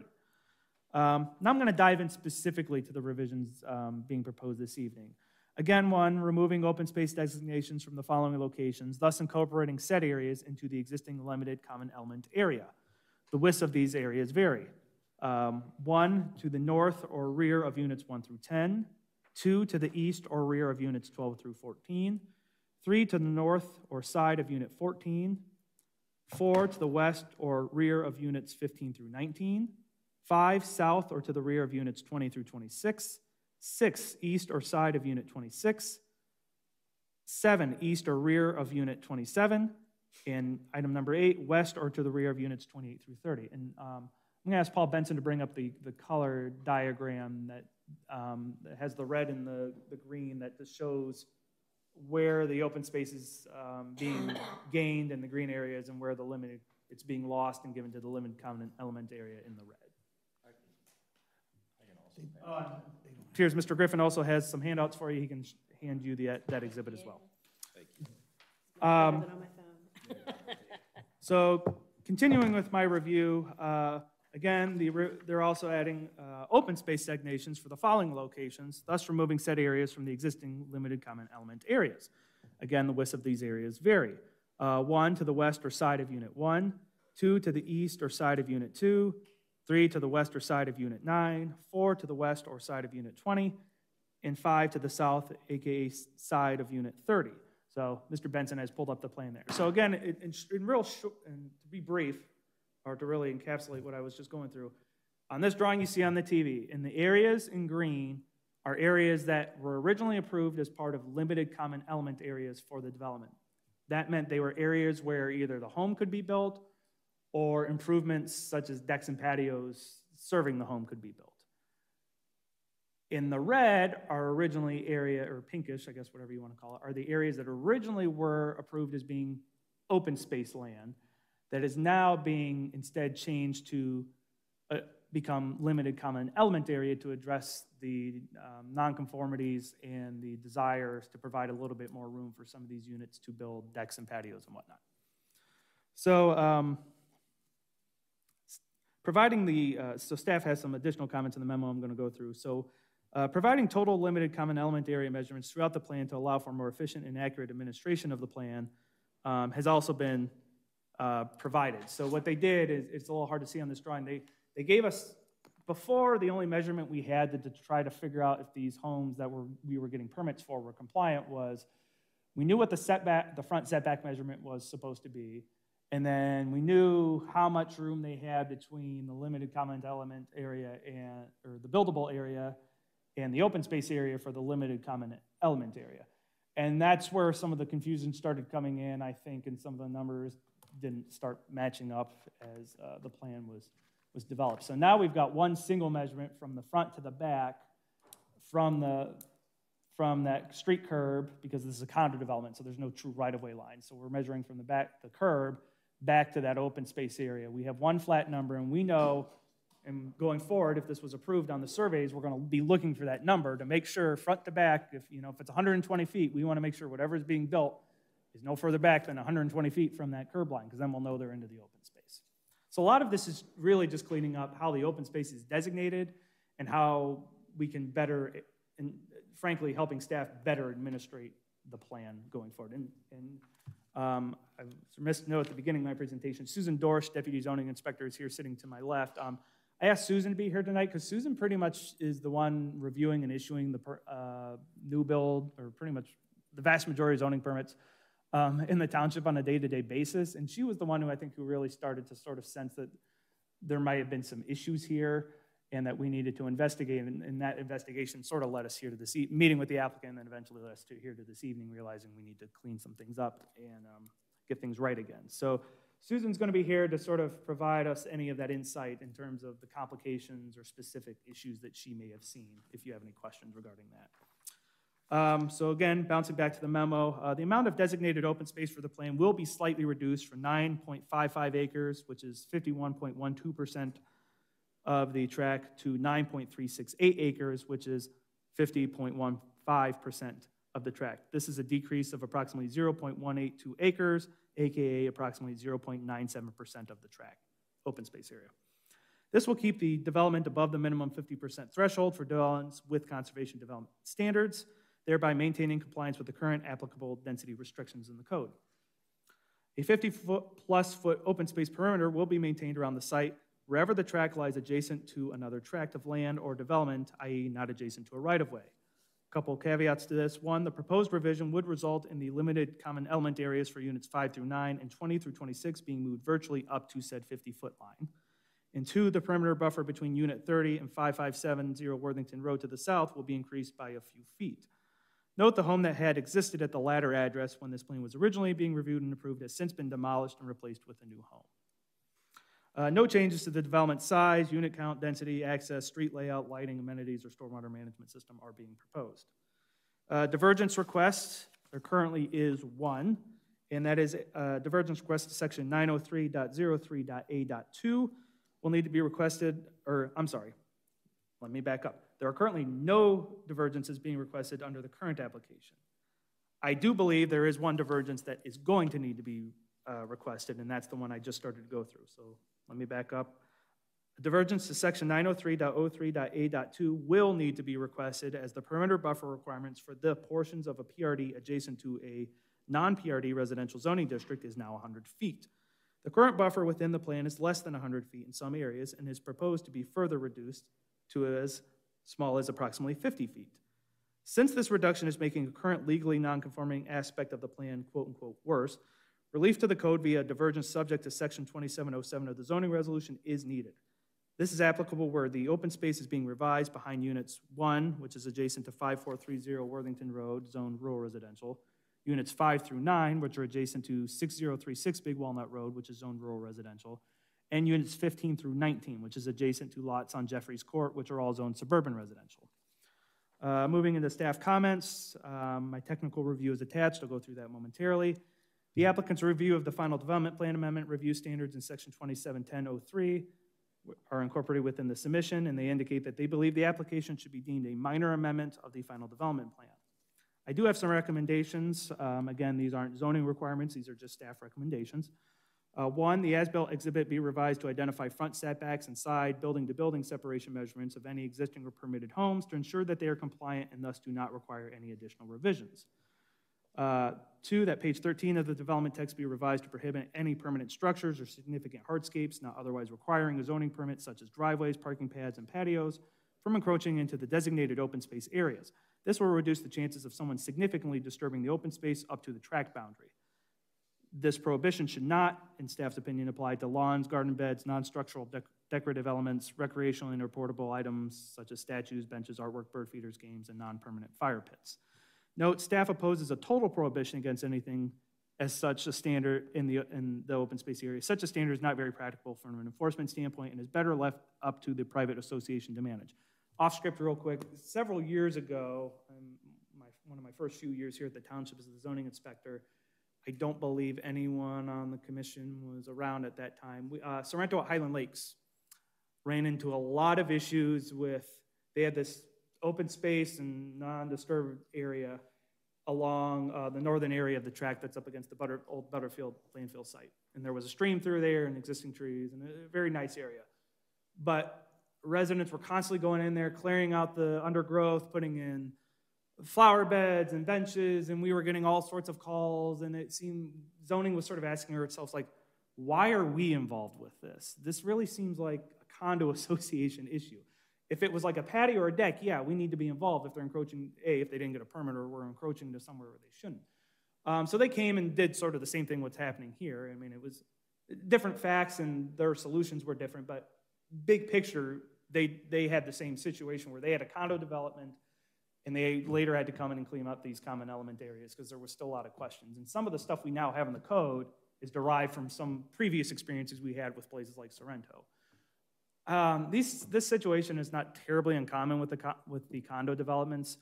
Once upon a time, especially these days, because once upon a time when these condo developments were built, they were like the quad stuff, and like it got built, and no one was ever really adding a deck or patio or anything else on it. Like once it was built, it was sort of done. So there was no question about the encroachments and people wanting to add on to them. Now with these condo developments essentially looking like single-family homes, people treat them like single-family homes and want to do those types of improvements to them, which is completely rational and reasonable. But from a zoning perspective, it's difficult because these aren't fee simple lots where we have lot lines we can measure all that stuff from. All we have are these imaginary buildable area lines and open space lines that exist nowhere but on these zoning documents. And you know, we know about them, but candidly, the builders don't always know about it. The guys actually building the homes don't know about it. The surveyors don't always know about it. The salespeople in the office don't always know about it. And the HOAs later, as these plans develop and it gets turned over to the HOAs, I can't tell you how many times we get a call from an HOA. The HOA is turned over. Hey, can you send us our plans? We'll send you the plans that we sent you 2 years ago. But the HOA is turned over. Now there's someone new there, so we send the plans again. So it's just not uncommon for that kind of stuff to happen in these types of developments. It's just one of those things. So, but that's why, again, we're against the total prohibition because it just, you know, it's one of those things that sometimes sounds good and looks good on paper but from a staff administrative and practicality standpoint, it doesn't work. And it's me and 2 other people in my office, and we have 20-something thousand people in the township and dozens upon dozens of development plans. At some point, we have to say, there's only so far down we're gonna drill and really regulate in terms of keeping an eye on people's properties, you know, looking to make sure no one puts a bench somewhere. To me, it strikes me as a little much. That's what those condo associations are there for. It's their open space, and this is basically how the commission came down on the Sorrento issue was, it was their open space, as long as it didn't require a zoning permit.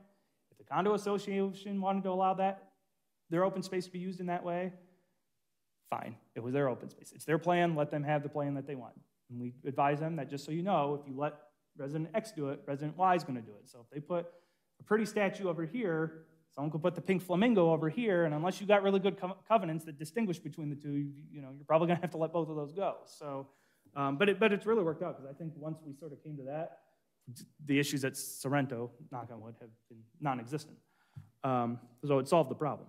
So moving back into my recommendations, 3, staff is recommending additional screening of some type be added to the rears of units 5 through 9, 15 through 19, and 20 through 26 to compensate for the reduction of open space in these areas. And 4, that any existing trees which were originally supposed to be retained per the final development plan but have been or likely will be lost because of construction and/or this revision, be replaced with a new tree on site of equal or similar type of species as close to said location of the tree that is being replaced as possible. The locations of the new planting should also be in a location where survival is also likely. Sometimes, you know, they could take out a tree and put the new tree in its place, but sometimes there's a reason the tree died where it did. So I don't want them to just put a new tree and then 2 years later we're just doing this thing where we're constantly replacing trees. If we're gonna put in trees, let's make sure they're good trees, but also in locations that make sense and they're gonna live. And this is the area that's most of concern of this, and I don't have a pointer, is, I'm just gonna walk up to the screen here real quick because that's easier, and I'll take the microphone with me. During the original development stage, a lot of this property was pretty relatively flat and mostly field, with save some trees back here, because if you recall, this used to be the church camp property. There was a home or two here, but most of it was the church. But the development made a big effort to save this big wooded area right here, because that was probably the biggest, largest, most significant stand of trees on the property. Well, as you can see, where they're proposing to eliminate some of that open space and give it to the limited common element area. And while judging by my eyes, I'm not sure I see a ton of trees in that area. Again, if there are trees that are going to be impacted, it might not be a bad idea to mitigate that impact, to make sure we're still following the original spirit and intent of the plan. So the final comment in the memorandum is the developer/builder is responsible for making sure they are placing homes in such a way that the side-to-side building separation requirement will not accidentally result in a unit essentially being squeezed out due to not being able to conform to plan requirements. The most likely place for this to occur is units 11, 24, and/or 25, but the applicant is encouraged to review how much they have left themselves to build in every area of the plan. If any further revisions are necessary to accommodate all 30 dwellings in a plan-compliant manner, it is preferred that they be incorporated as part of this application. So basically what I'm saying is staff sees the potential for a couple other items that could go awry, specifically painting themselves in a corner and not leaving themselves enough room on one of those lots if perhaps they left too much room on one area or another in terms of building separation. So I'm just asking they take a little bit closer look at that, because if they do need to make a change to the plan, I'd rather do it now as part of this application as opposed to being back here in another few months with another amendment application. So I promise I'm getting close to wrapping up. Just going to jump into the technical review real quick. Again, I've got the comment in there about the perimeter buffer, which essentially means they need the divergence since it's non-compliant. 2, I'm asking them to identify the width of any revised perimeter buffers adjacent to Worthington or Big Walnut Road to show that they will at least meet the current 170-foot setback requirement as measured from the right-of-way line. Again, that was a standard that changed since this development originally came in. I don't think they're going to have a problem with that setback, but again, I want to see that labeled just to make sure, because if there is an issue, again, let's address it now as opposed to figuring it out later. 3, identify the proposed revisions will not result in any building structures, streets, or lot lines from being located 20 feet or less from any primary conservation areas or stormwater basins. And again, during the prior hearing, we talked about that setback. And again, that was one of those standards that didn't exist at the time this plan was approved. Now it does. So they need to make sure any changes they're making, especially in that area closer to that pond down there in the southwest corner, still is compliant. Now, regarding that southwest corner, since they're giving us open space, I don't tend to think it's going to be an issue. And as long as they're not making the situation worse, they don't necessarily have to meet code. So let's say that building line area is currently, and I don't know, I'm just throwing out hypothetical numbers for conversation. Let's say it currently is 10 feet. And with that open space, it becomes 15 feet. Well, 15 is less than 20. But since they're going from 10 to 15, they don't get penalized because they're taking a non-conforming situation and making it better. They're not totally remedying it, but they're making it better. This isn't something we see so much at the zoning commission level, but for those of you who've been on the BZA, you know very much about variances and nonconformities and how that all works. But that's the theory is they just can't make anything that's already non-complying worse. They can keep it as is or improve it to one degree or another. They just can't make it worse. 4, staff's asking them to identify and label the width of every area being revised, whether it's being increased or decreased on exhibits D-3.1 and D.3.2. Again, those measurements just help from an administrative standpoint and provide a lot of clarity. 5, we ask that they revise the name of the development wherever it appears to reflect the current name of the developments. When this originally got proposed, it was Hawks Nest at Highland Lakes, and then it became the Nest at Highland Lakes, and now it's the Nook at Highland Lakes. So we thought since they're in, this would be a great time to really revise the name throughout all the documents that they're revising to make sure it's all starting to match now. 6, update any references on Exhibit D3 in the development text, references to Exhibit D3 in the development text to D-3 through D-3.2, because now there's multiple Exhibits D3. So that's really just more of a housekeeping item. 7, revise Exhibits D3 and D3.1 to include the measurements shown on D3.2 to provide consistency and clarity throughout the submission. And then comments 8 through 12 are all boilerplate sort of housekeeping items. I'm not going to go through those. I can answer any questions, but it's all standard stuff. And with that said, there was really no other outstanding comments to review. There was no concerns or comments received from police, fire, and maintenance. I can't really see how this would impact any of them since we're really just changing lines really that only exist on paper. So with that, Mr. Chairman, I turn it back over to you. Thank you, Mr. Schaefer. Mr. Ferris. Hi. Hi. And I'm sorry, I don't. Yeah, turn your, make sure you got green on. Is it green? It needs to be green, huh? Needs to be green. I thought it was the other way. Name and address, please. Todd Ferris, Ferris Planning and Design, 4876 Cemetery Road, Hilliard. And I'm Dan Griffin, 5672 Evans Farm Drive, developer of Evans Farm and a good friend of Bob Webb's. And when he found out about this, he asked me to work with Todd and look at it. And it's extremely important for Bob to make sure things are right. That's, as you probably all know. So that's what I'm here for. But Todd, you can answer the questions on the map and the formal side. Right. Again, Todd Ferris. We've been working with Joe and staff pretty closely to find out what their issues have been to come up with a solution to this. Knowing that there were some patios and things that have encroached on that, and it took a little bit of investigation on our part to find all those. But ultimately, I think we're able to come up with a solution that still maintains the required amount of open space, doesn't get across the 50-foot setback line, and accommodates what all the residents have been desiring, which is more, which, you know, it is what it is. But this brings it into compliance, and then ultimately we have to, Webb's company has to make sure that it stays that way. That's kind of the gist. That's it. That's it. That's simple. Yeah. Okay. Public comment. Sure. Hello, thank you for letting me speak. I'm Kathleen Panzica at 5500 Bella Reeve Place.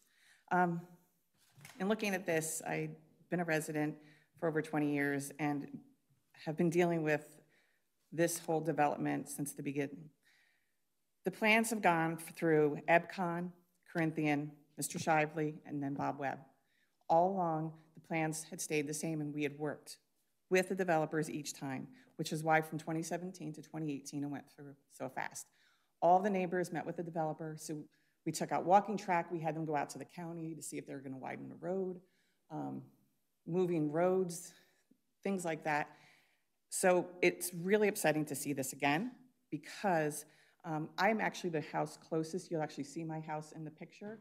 I span houses 23 through 26, so my half acre looks over 4 houses into them. The concern is that I don't know if this map is quite accurate. The drawing rendering shows a tree line of evergreens. That is not what is represented right now. There is one every couple feet. It is not in a shape, it is a straight line straight across. Maybe there are more coming in, I do not know that. Also, I don't know if the developers are aware. When the electrical line was put in, they actually had to move back further because of the tree line. They didn't want to be so close, so they moved into the development further. So the trees that were planted went further in as well. So the space to build out is even less, so there's even less for patio. The concern is that the way this was worded and the way it was presented to us is that these were smaller homes for minimal, thrifty people. Adding more space for patio, I don't understand. That's not how it's marketed. If someone wanted a bigger home, they would have bought a house, not a condo, for the development, for the property, not to be adding. So the other concern is, as well, is that, let me check my notes. See, the electrical is the big one, so I don't know if that is correct. And quite honestly, it's the drainage. There's a drainage right behind there. It was a big concern. There is a pond. But I feel if they're going to put in that many patios of an oversized, if that's what's to happen, a drainage study needs to be done, especially if they're going to be taking out trees. There's a lot to be considered here. This isn't just a small, like, oops, we went over 2 feet to put a patio in. If it's going to be something consistent in the development, it needs to be addressed. I ask that the committee vote now. Again, this is a condo development. We don't have many of those in this area, so people that were looking are downsizing. They don't want bigger, they want smaller. And that's what we were explained. Again, if Bob Webb, when he purchased with Mr. Ferris and worked through it, that's something that should have been advised back then, back in 2018. It went through a lot of different developers, and they each could have had their time up here at the committee to work with it. I don't know why now, years later, it's now something that's a priority, and they're trying to change when all of us are trying to keep our homes natural and rural. Thank you. And I do have additional pictures if you'd like to see from different points of view. And Mr. Griffin, if I may ask personally, there are some dirt piles that are in the back of the property behind me. And there are 2 more homes that will be going in there, but may I please have the dirt piles removed? All the other lots are green grass. I would appreciate that. Thank you. There's not many of you, so I don't have to point. So. Hi, Eric Terry, 5937 Victory Lane. I'm a resident of this subdivision. I totally support the request. It makes total sense. A lot of us would actually like to have or do have patios on the back, and let's just make sure that they're compliant and that there's room for people to have something. Thank you. Anybody?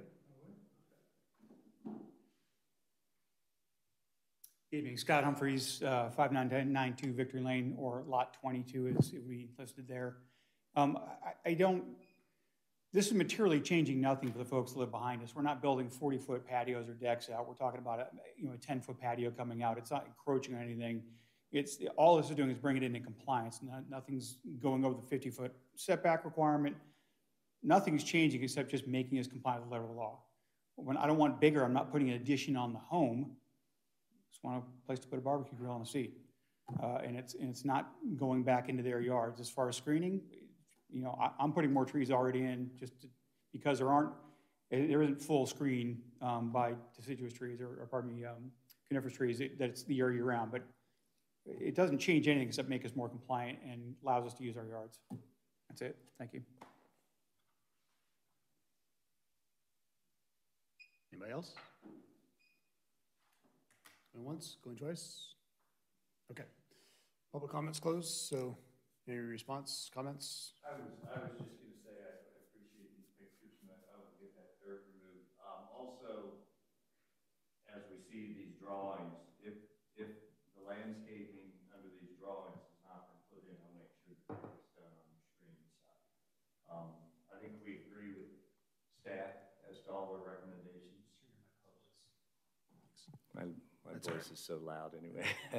We agree with staff with all their recommendations, and well said on we're trying to get this in compliance. It was something that came to all of our light when a patio got built and it was sent in, and we realized that, and that's when Bob called me and realized that the only way to fix this is to get it in compliance, stay within the zoning.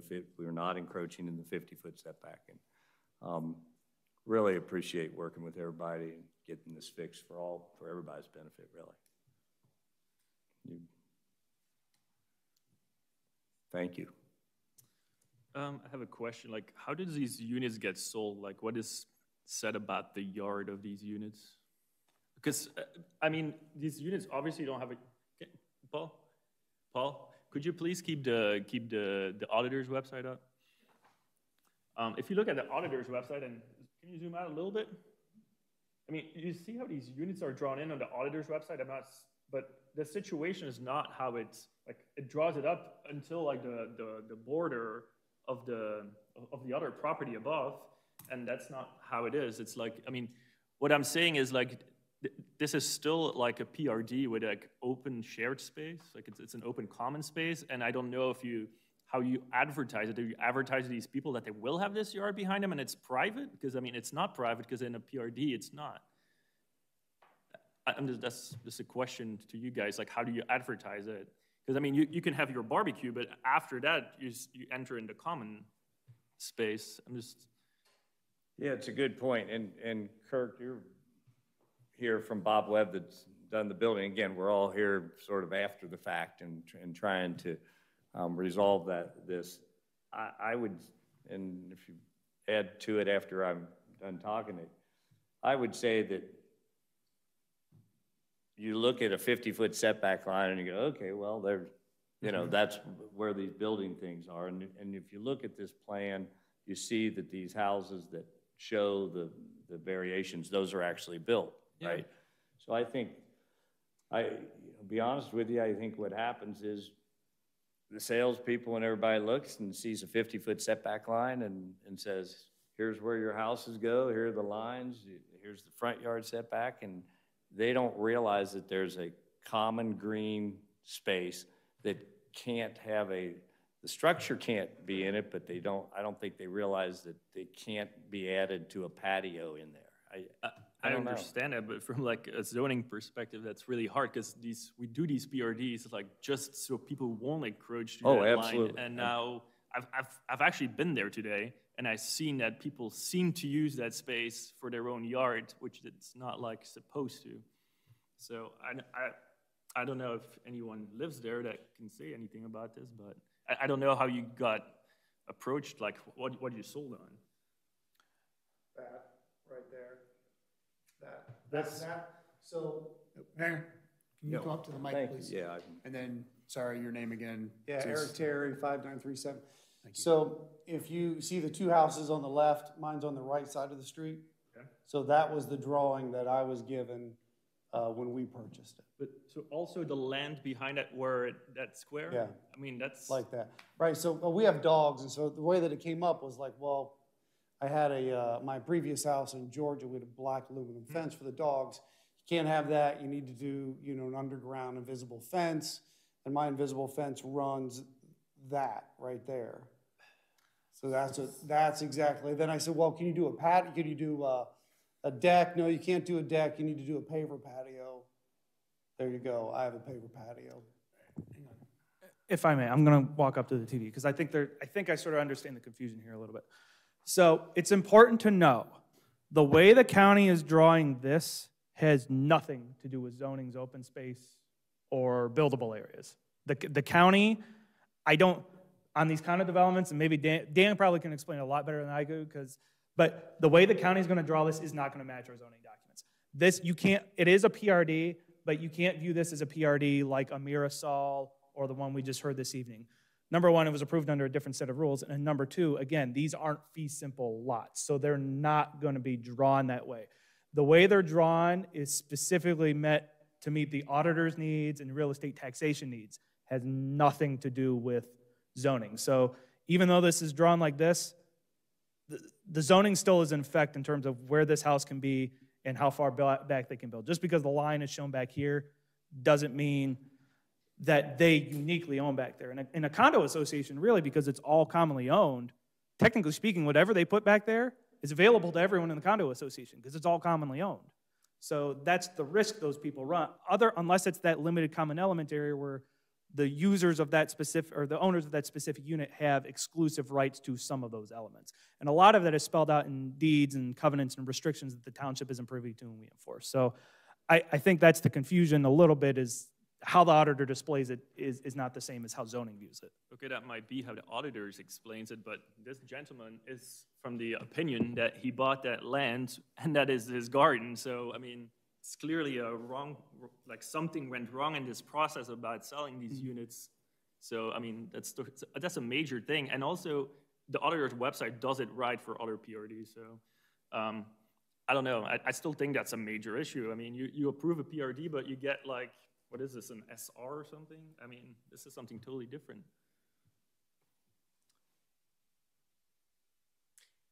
Yeah. Quick question. Mm-hmm. So, should a person not have this limited common access area, right?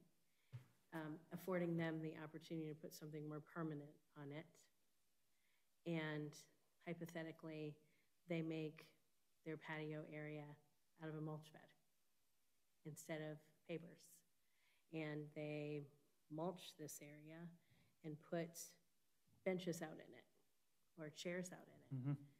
Mm-hmm. That would be deemed compliant as long as their condo association did not tell them not to.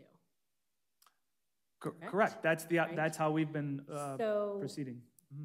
So in allowing this, it potentially protects both the homeowners or the condo owners, pardon me, as well as the homeowners behind them, in that it allows things to be clean and concise versus potentially vague and messy.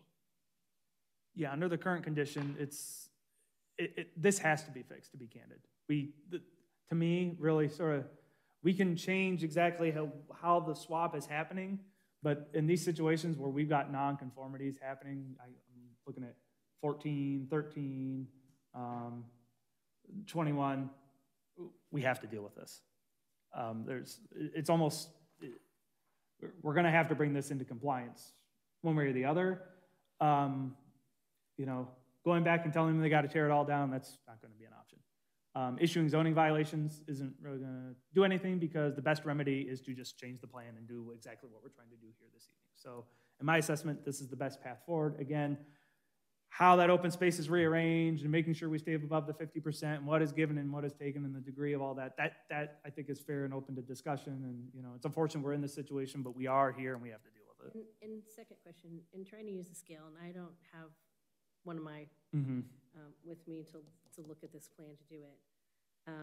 Do we have the dimensions on the changes here?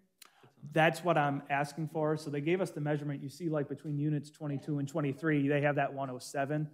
What I've asked for is in every one of those areas, those red areas and those green areas, that I be provided a width measurement also to know how many feet are we gaining or how many feet are we losing in each one of those areas. I can sort of roughly guess it based on the other measurements that are provided on the drawing, but I don't want to roughly guess it, I want to know exactly. Yeah, I think that's fair. Todd Ferris, I think the drawing that we gave you actually addresses that. I had, Oh, where it says Joe 4.3. Joe doesn't have this yet, that's what I was telling Dan before. 7.3 loss, so is that the number I'm looking at? Because that's what I'm trying to make sure we know. Yes, I didn't have this. So. You did not have it. Okay, because that's what I'm wanting to make sure we've got the right numbers. Yes, this would be the difference of then and now. I had this prepared today based off of the comments in his technical review. Assuming these numbers are accurate, this is what I was looking for. This is just width, though. It's not the total. Well, the total's on there too, from the. Yeah, you've got it down in the bottom. It's what the total new and total old is. Yeah, and then one of the other drawings actually shows what the overall dimension is from the back of curb. Because I thought, you know, if I'm the zoning inspector and I'm gonna come out here and I think somebody's over, I'm gonna take a tape measure from the curb, back 107 feet on both sides of the house. And if their patio's past it, I know they're in violation. So I wanted to make it really simple. So am I understand this correctly? With our neighbors below on the cul-de-sac, the condo owners, in a sense, would gain 4 feet 3 inches. Correct. Okay. To get to the 50-foot setback And line. I think we're still short of the 50-foot setback down there. That just gets the farthest patio that's actually built today. And we're saying that's the line that has been done. Gone out and marked it. Hmm? Have you gone out and marked it? Have you drawn a line? Have you done anything to show where this? We know where the buildings are because we have the as-built surveys and we went out and measured the patios and got that done. So this is pretty accurate. Is there anybody in here right now that lives in 20 through 26? What was the question? I wanted to know if anybody was in here from 20 to 26. All, that whole row right there? 20 to 20, okay. And you understand that there's a 50-foot setback? And nothing can go into that? Okay.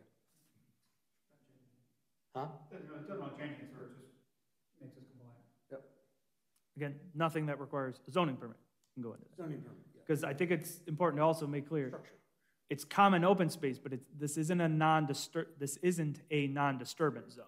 So we're not guaranteeing nothing could ever get disturbed back here. We're just saying it's reserved as open space for the plan to use for open space purposes. Open space purposes could include fields, game courts, bocce, benches, stuff like that. Staff use that as proper utilization of open space. So we're not going to say they're never, now they can't take out any of the trees that they said they were going to save or any trees that they're supposed to be planning to do those improvements, but they are allowed to improve open space unless it's a non-disturb area. But that, I don't believe in this instance is the case.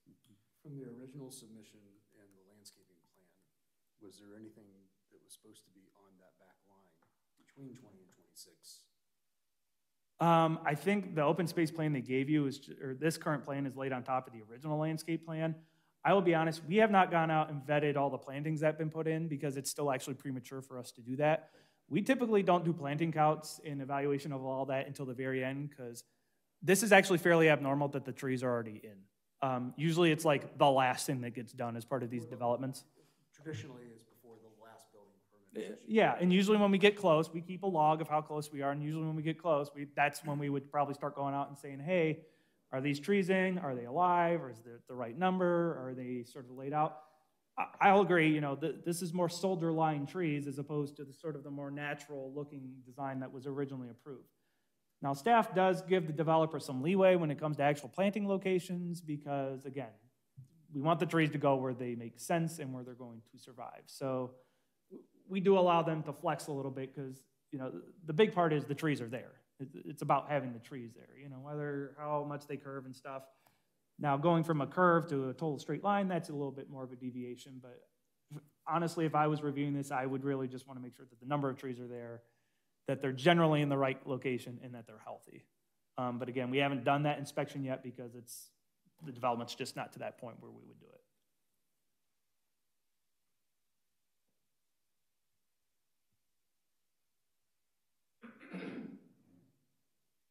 That said, I do think I heard the applicant say that they were going to look at the landscaping issue and acknowledge that those trees were not planted exactly as it was shown on the drawing. Mr. Chair, I guess I do have one question. When someone purchases a condo, are they given the rules, or, I'm seeing heads shake, no, so. You usually sign up, I mean, at least in my knowledge with my clients, typically the developer builder has you sign an acknowledgement that you're in receipt of those when you go to do the purchase contract. And I think the way we do it, and I would say that it's in the covenants and restrictions, and you're giving either the covenants and restrictions or you're giving a copy at closings. The closing companies sometimes don't. The builder between the time of you purchase and the builder and then the closing people, and there's so many hands in it, sometimes they don't get done. But if there are covenants and restrictions that handle all this that are recorded, usually that's brought out at the closing and you're given a copy. But again, I can't speak to this exact thing. This is really just, this is fixing an issue that we're all finding out about now. And we all, I think I can speak on behalf of Bob, that he wants to do whatever he committed to do, and he wants to make sure this is right. And I know that the township would like to get this in compliance, as well as the homeowners, and I think it's right for everybody. And to be fair to this development, the issue of people buying homes in Genoa Township and not being told about stuff that's going to happen in the plan is not unique to this plan at all. It happens basically in every development. I mean, think of Mirasol. We were in here, people who were like, what do you mean there's going to be a playground on that lot? Yeah, that was approved back in 2013. Like, it's, no one told me about it. Well, I don't, I'm not the builder. I'm not the one who sold you the lot. Like, that's not the plans are public record. You could have always, people can always ask and look at the plans and get the public copies of the plans of where they're planning to build their home.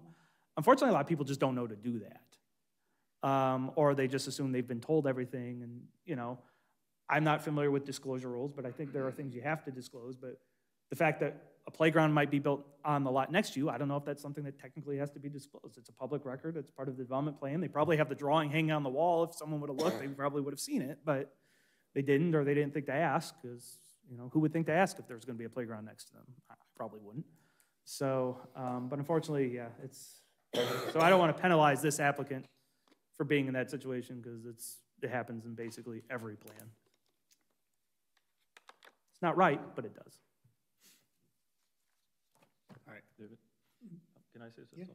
I mean, for me, I think it would be good for us to see one of these contracts that you like, and the plans that you give with one of these sales, because it might be like, I want to give these people this extra space. It's not like I am against this per se, but I just want to see. It seems like there is a bigger issue with this development now, and I'm just concerned about this. No, I appreciate it. So that's not something we would normally. Well, I understand that, but I mean, if this is approved as a PRD, but this is not ended. It's not part of a rezoning. It's not part of a development plan. That's their business practice, not us in zoning. Well, I get that, but we approve a zoning plan for this area. Yes. Well, we didn't. This is before us, but even so, I mean, if it's not been built as and then sold as is, as the plan said, then there's an issue. That's for Susan to decide from an issuance of a building permits perspective of whether or not what they're submitting meets the requirements that we approved. But for us to read a contract, no. I think that would be, honestly, legally inappropriate, because I think it's a business practice of how they practice, and I'm not sure we on zoning should discuss how they market and sell their properties to an individual. I think we need to look at the zoning issue here. And let me just say this from my standpoint. I'm a lawyer as well. I appreciate your comment, and I will I'll talk to Bob, and Bob appreciates your comment. He would want to know if something wasn't provided that should have been, whether it's from the title company or anything else. So I made a note of that. So I appreciate it. Okay. There's nothing. And I totally get it too, because, you know, like I said, staff sometimes wonder how is this stuff not being communicated to people. You know, we could try to figure out, well, how did this all happen, and who's at fault, you know, but it's a pointless exercise, because it happened, it's done, we gotta deal with it now. So here we are dealing with it. There's a fair question of, well, okay, we approve this, but how do we know it's just not gonna happen again, right? Well, the hope is we will now have a better plan in place and some of these provisions in place and some of these measurements in place that we didn't have before that staff can utilize as we look at the permits coming and going forward. And we're going to be able to catch stuff. And I've already told Susan, if this gets approved, we are absolutely going to tell the surveyor there is certain information, or the builder, that we are absolutely going to make you put on this material. I don't care if it's standard material that you don't normally put on a survey. Their job is to demonstrate compliance with the development plan. We have every right to make sure we can require and ask for any information we feel like is necessary for them to demonstrate compliance, for them to get a permit. So I can tell you, moving forward with this clarification, it's going to help us a lot. And we, you know, knowing what's happened out here and knowing that we don't want it to happen again, we are very much going to be, you know, on them about. I don't mean to belabor the point, but what is, from what we've been asked to approve, what is different? The measurement numbers. Well, I mean, obviously they're changing, but there's better clarification into A, where the units that were built actually are, and B, the measurements front to back to where, from the curb to the open space, how much room they have to build.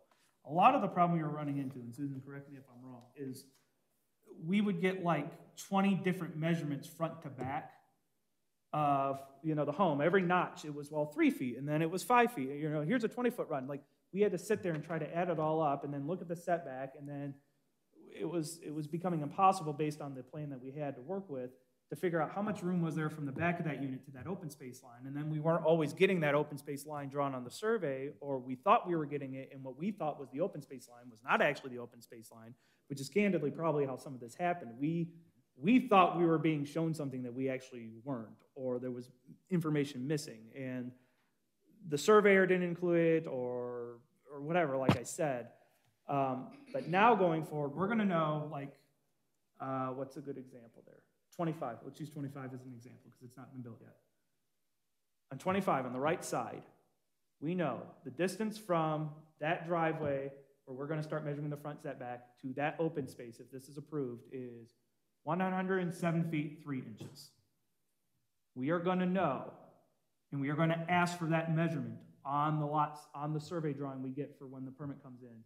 I want to see that 107 foot, 3 foot measurement, or 3 inch measurement. I want to know where it starts. I want to see it on where it starts at the driveway. I want to see where it ends at that open space boundary line. And I want to see whatever is proposed for lot 25 meets the front setback requirements and does not go any further back than 107 feet, 3 inches from that driveway. Joe, is that how we're planning to do the, ensuring that those units don't get squeezed out, 11, 24, 25? Is that one of the methods we're going to use to make sure that doesn't happen? One thing that would happen on that front is if we had the side-to-side measurements between the stuff that's been built and the pads to make sure, A, that those are also compliant, and B, that they have left themselves enough room and are going to paint themselves in a corner. I'd really like to think that on their end that someone was keeping track of that to make sure they didn't do that to themselves, but you know, it did come into question on staff's end because, you know, well, if we've got porches and patios that people weren't maybe paying attention to, you know, were they paying attention to the side-to-side setbacks? So it's not something I think I can require here because this ask is relative to the open space and primarily to the rear of these units. But it's not a bad idea to look at it at this, if we're gonna go through all this effort, not a bad idea to look at it. And again, if they do find that they've got a problem, correct it now or ask for forgiveness now and get it fixed on the record.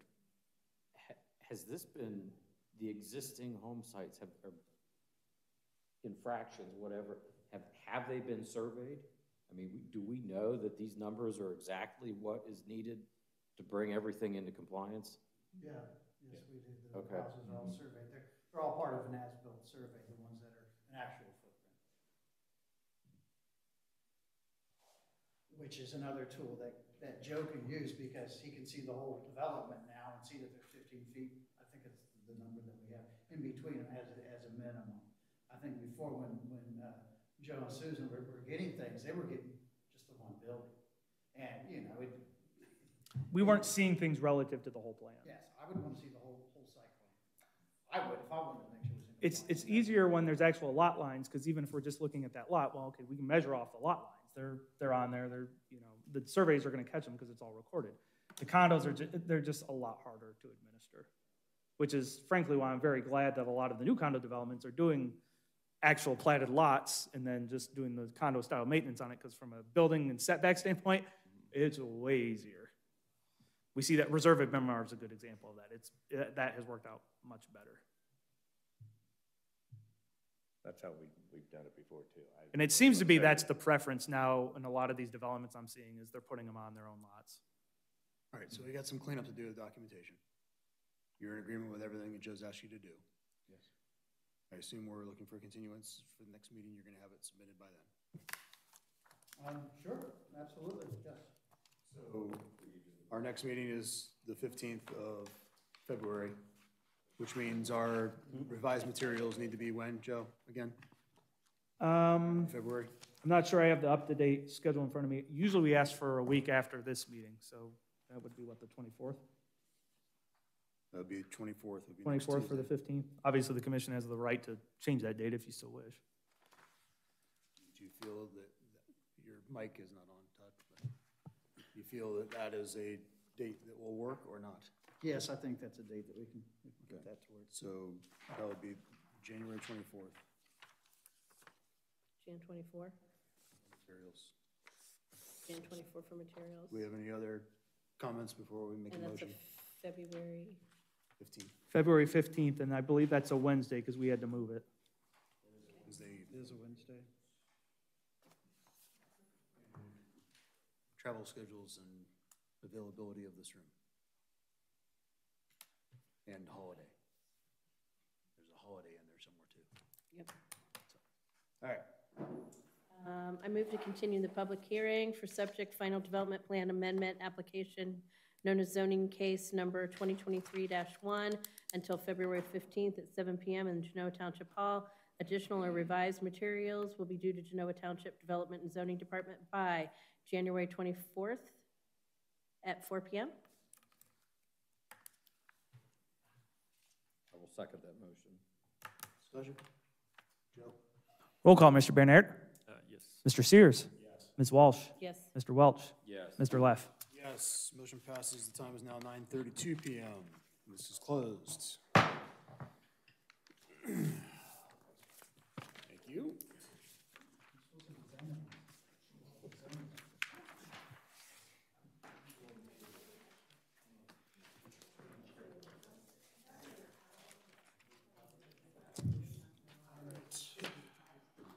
Are we leaving these here? So they're still going to be held to this, but it'll just be easier to figure out because we have that 100. We know You'll know tomorrow what that exactly. number is. Because that was always the big issue, is how far back from here. Number one, you're. Well, if I could just ask you guys, we're going to continue our meeting, so we're going to have discussion. Todd? It's X amount of feet from this place.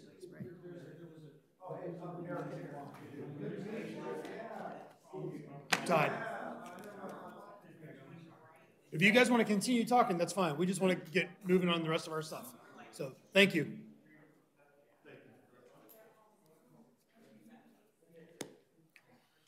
All right. Next item up is the comp plan and the zoning resolution. And, I guess, do we have any discussion that we need to have before we make any motions for initiation on both of those documents?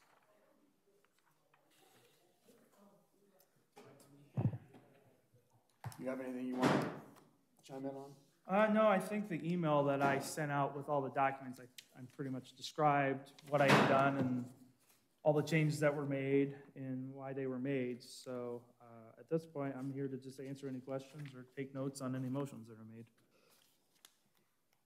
I think we're at a point that, you know, they were in a good place. I think initiation starting is a good idea, so we can start getting the public comment and getting through those hearings. And if we need to make modifications based on spelling or modify other things we want to ask for, then that's in the open process at that point.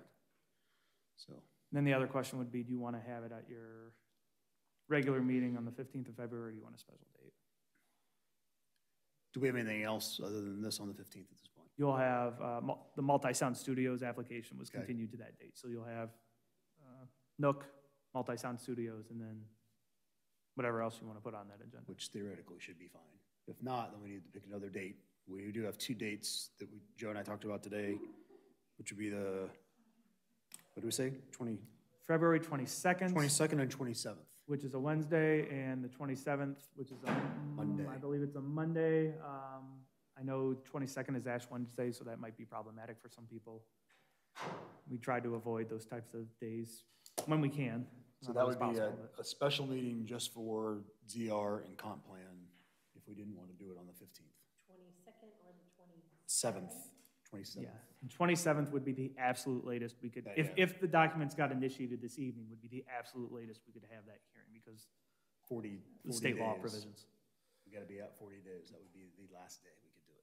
I know. I just get concerned when we do things on holiday. We did that one time before, and somebody said, you guys do this intentionally so people don't come. And I'm not sure that we ever have intentionally picked a religious holiday so people wouldn't come. But I just don't think that's in, I don't think that's in. I agree with you. What if we limited the amount of time for public comment on the 15th and also schedule the 27th or whatever so that we can start the process? Yeah, I already put a hold on the hall for both the 22nd and the 27th, so you could do that. You could theoretically open the hearing on the 15th. And if you feel like you need more time, we would already know you've got a date picked out that would be relatively soon. Because there's no law that says you have to wait another month for the hearing. You could have it as long as we can. But from an advertisement perspective, that it's an open meeting, do we have to post, we got to post the 27th too? If you schedule the hearing for the 15th, we will advertise it for the 15th. As long as you continue that, if you decide you need to continue the hearing to another date, as long as you continue that hearing on the record to a date, time, place certain, we don't need to re-advertise. I would recommend that whatever the next date you do is more than 24 hours beyond the close of that previous meeting. I don't think we're going to have that problem. It's not 10 days. It can be anything. No, it can be as long, more than 24 hours, but beyond that, sort of whatever you want. But if we have a belief factor that that is going to be a date specific we'd move to, I think in all honesty, it's in the best interest of the township to let people know that if they don't make it on the 15th, come on the 27th now, so it doesn't look as though if you're we're committing not telling people. I think we can do that because this is our app. If this was like an application like someone else had proposed, I would tell you, no, you can't do that. But since this is ours, and if you're saying we're committing to absolutely having 2 meetings on this, I think I could advertise that way. As long as it's not like the first meeting, not many people are there, and then we're like, oh, we're not going to do the other meeting. We're going to do both meetings, correct? Okay. Oh, yeah, I think you advertise them and Person you shows say- up, Okay. I think we hold the I don't have a problem advertising it that way. Okay. Fine with that. Because one night may work for somebody and Right. not, so. Yep, and I think when you do something that is deemed to be significant, you want to give significant opportunity for people to speak. How will people, like, how can they go through the documents? Will there be highlights that we provide? Like, how are we telling this to the public? Because this is a thick kind of document. Are we highlighting some stuff out that we're changing, or like how we're gonna do this? It really depends. I mean, I'm happy to do whatever the commission feels like is necessary in terms of getting the information out there. Like for the Hoover overlay, now granted, that was while this is a big change we're making, the Hoover overlay actually, like, just in terms of the volume of the content was a lot, and what it was covering was a lot. So I did FAQs, and I tried to do those types of documents. While there's, this looks like a lot in terms of the zoning resolution, the actual substantive changes to this is not very difficult. So I could probably do a 1-page summary document for each of these, or possibly do them all on the same page, I'm not sure. mean, historically, we are obligated to post whatever you initiate. Oh, no, I understand that, but it So- might be easier for some people that don't want to dig through the whole Yeah, document that we did. absolutely. Yeah, we can do a separate zoning page, we've done that before. You put what's there now and a redlined copy of what you propose changing. And But I can do, I mean, if you wanted like a little I executive mean, it's summary, definitely, I mean, that's- definitely because we were definitely talking about My densities. That seems only- the major thing here, so.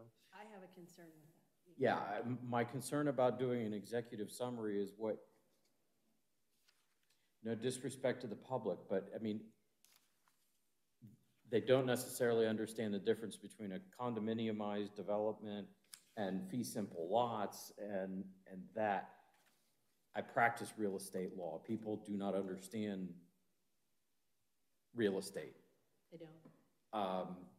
And so I know you know what you know, and we know you know what you know, but I just don't want there to be any argument that, well, this document said this. There's no interpretation of, I think here's there's- the original, here's what we're proposed changing. If you can't read and understand it, come to the meeting and ask a question. I wholeheartedly agree. My concern too with an executive summary is if any one thing is missed, if any one person doesn't understand the change, it comes back on zoning and it comes back on us. And if you present both documents there and you are presenting what is going to be approved, you are discussing not your interpretation. No disrespect to you, I think you do a fabulous job, and No, I've I said totally that get what publicly I get what you're saying. numerous times. We're very lucky to have you here.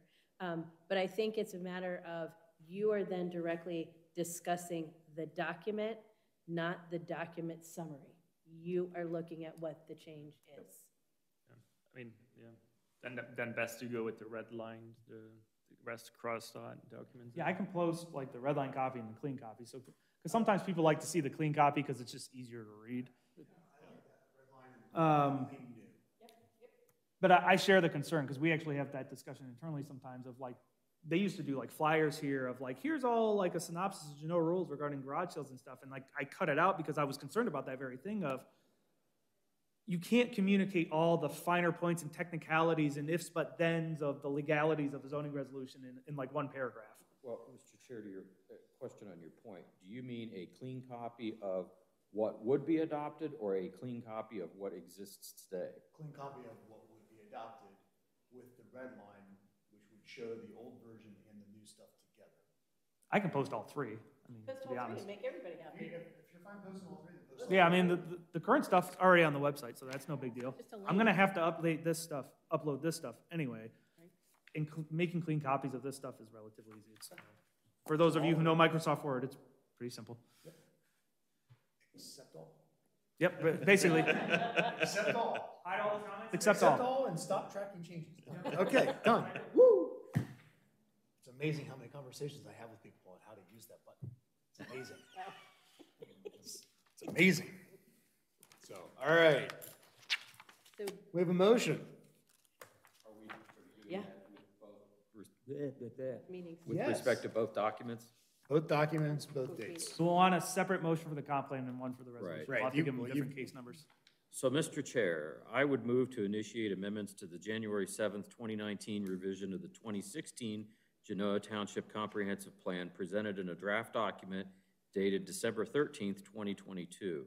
Such amendments include, but are not necessarily limited to, updating recommendations in planning areas 1 through 5 in Chapter 4, deleting outdated language in Chapter 5, and updating the actions that have been completed in Chapter 5.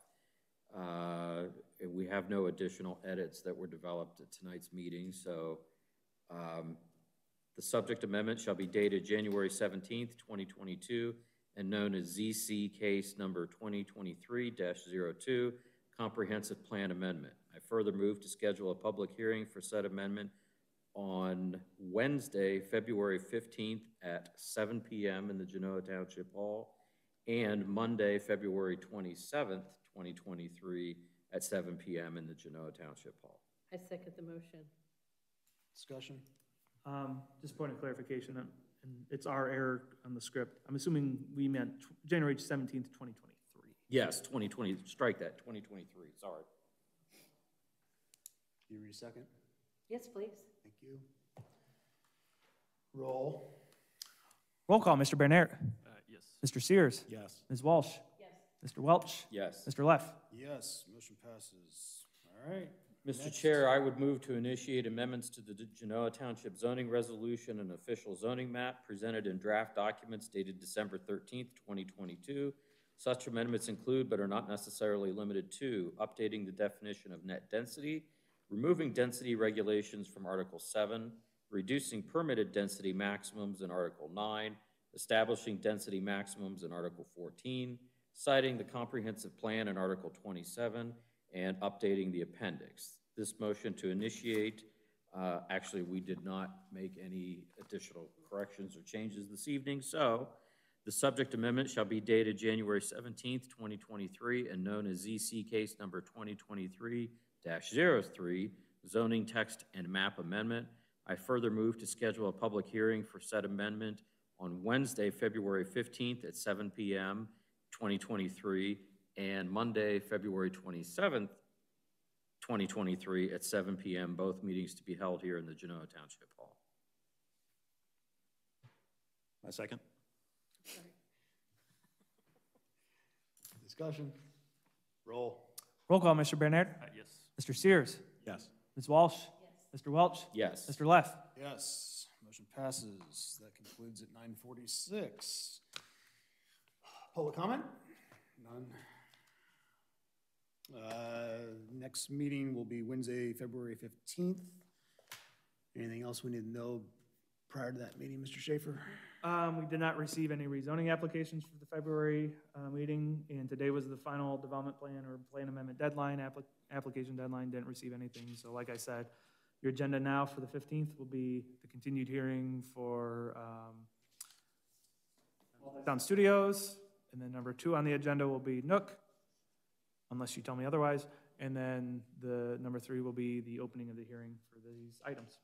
Well, they'll technically have to be 2 different hearings, one for the comp plan, one for the resolution. Make anything else to go to the order? Good. Do I have a motion? So moved. No, make the motion.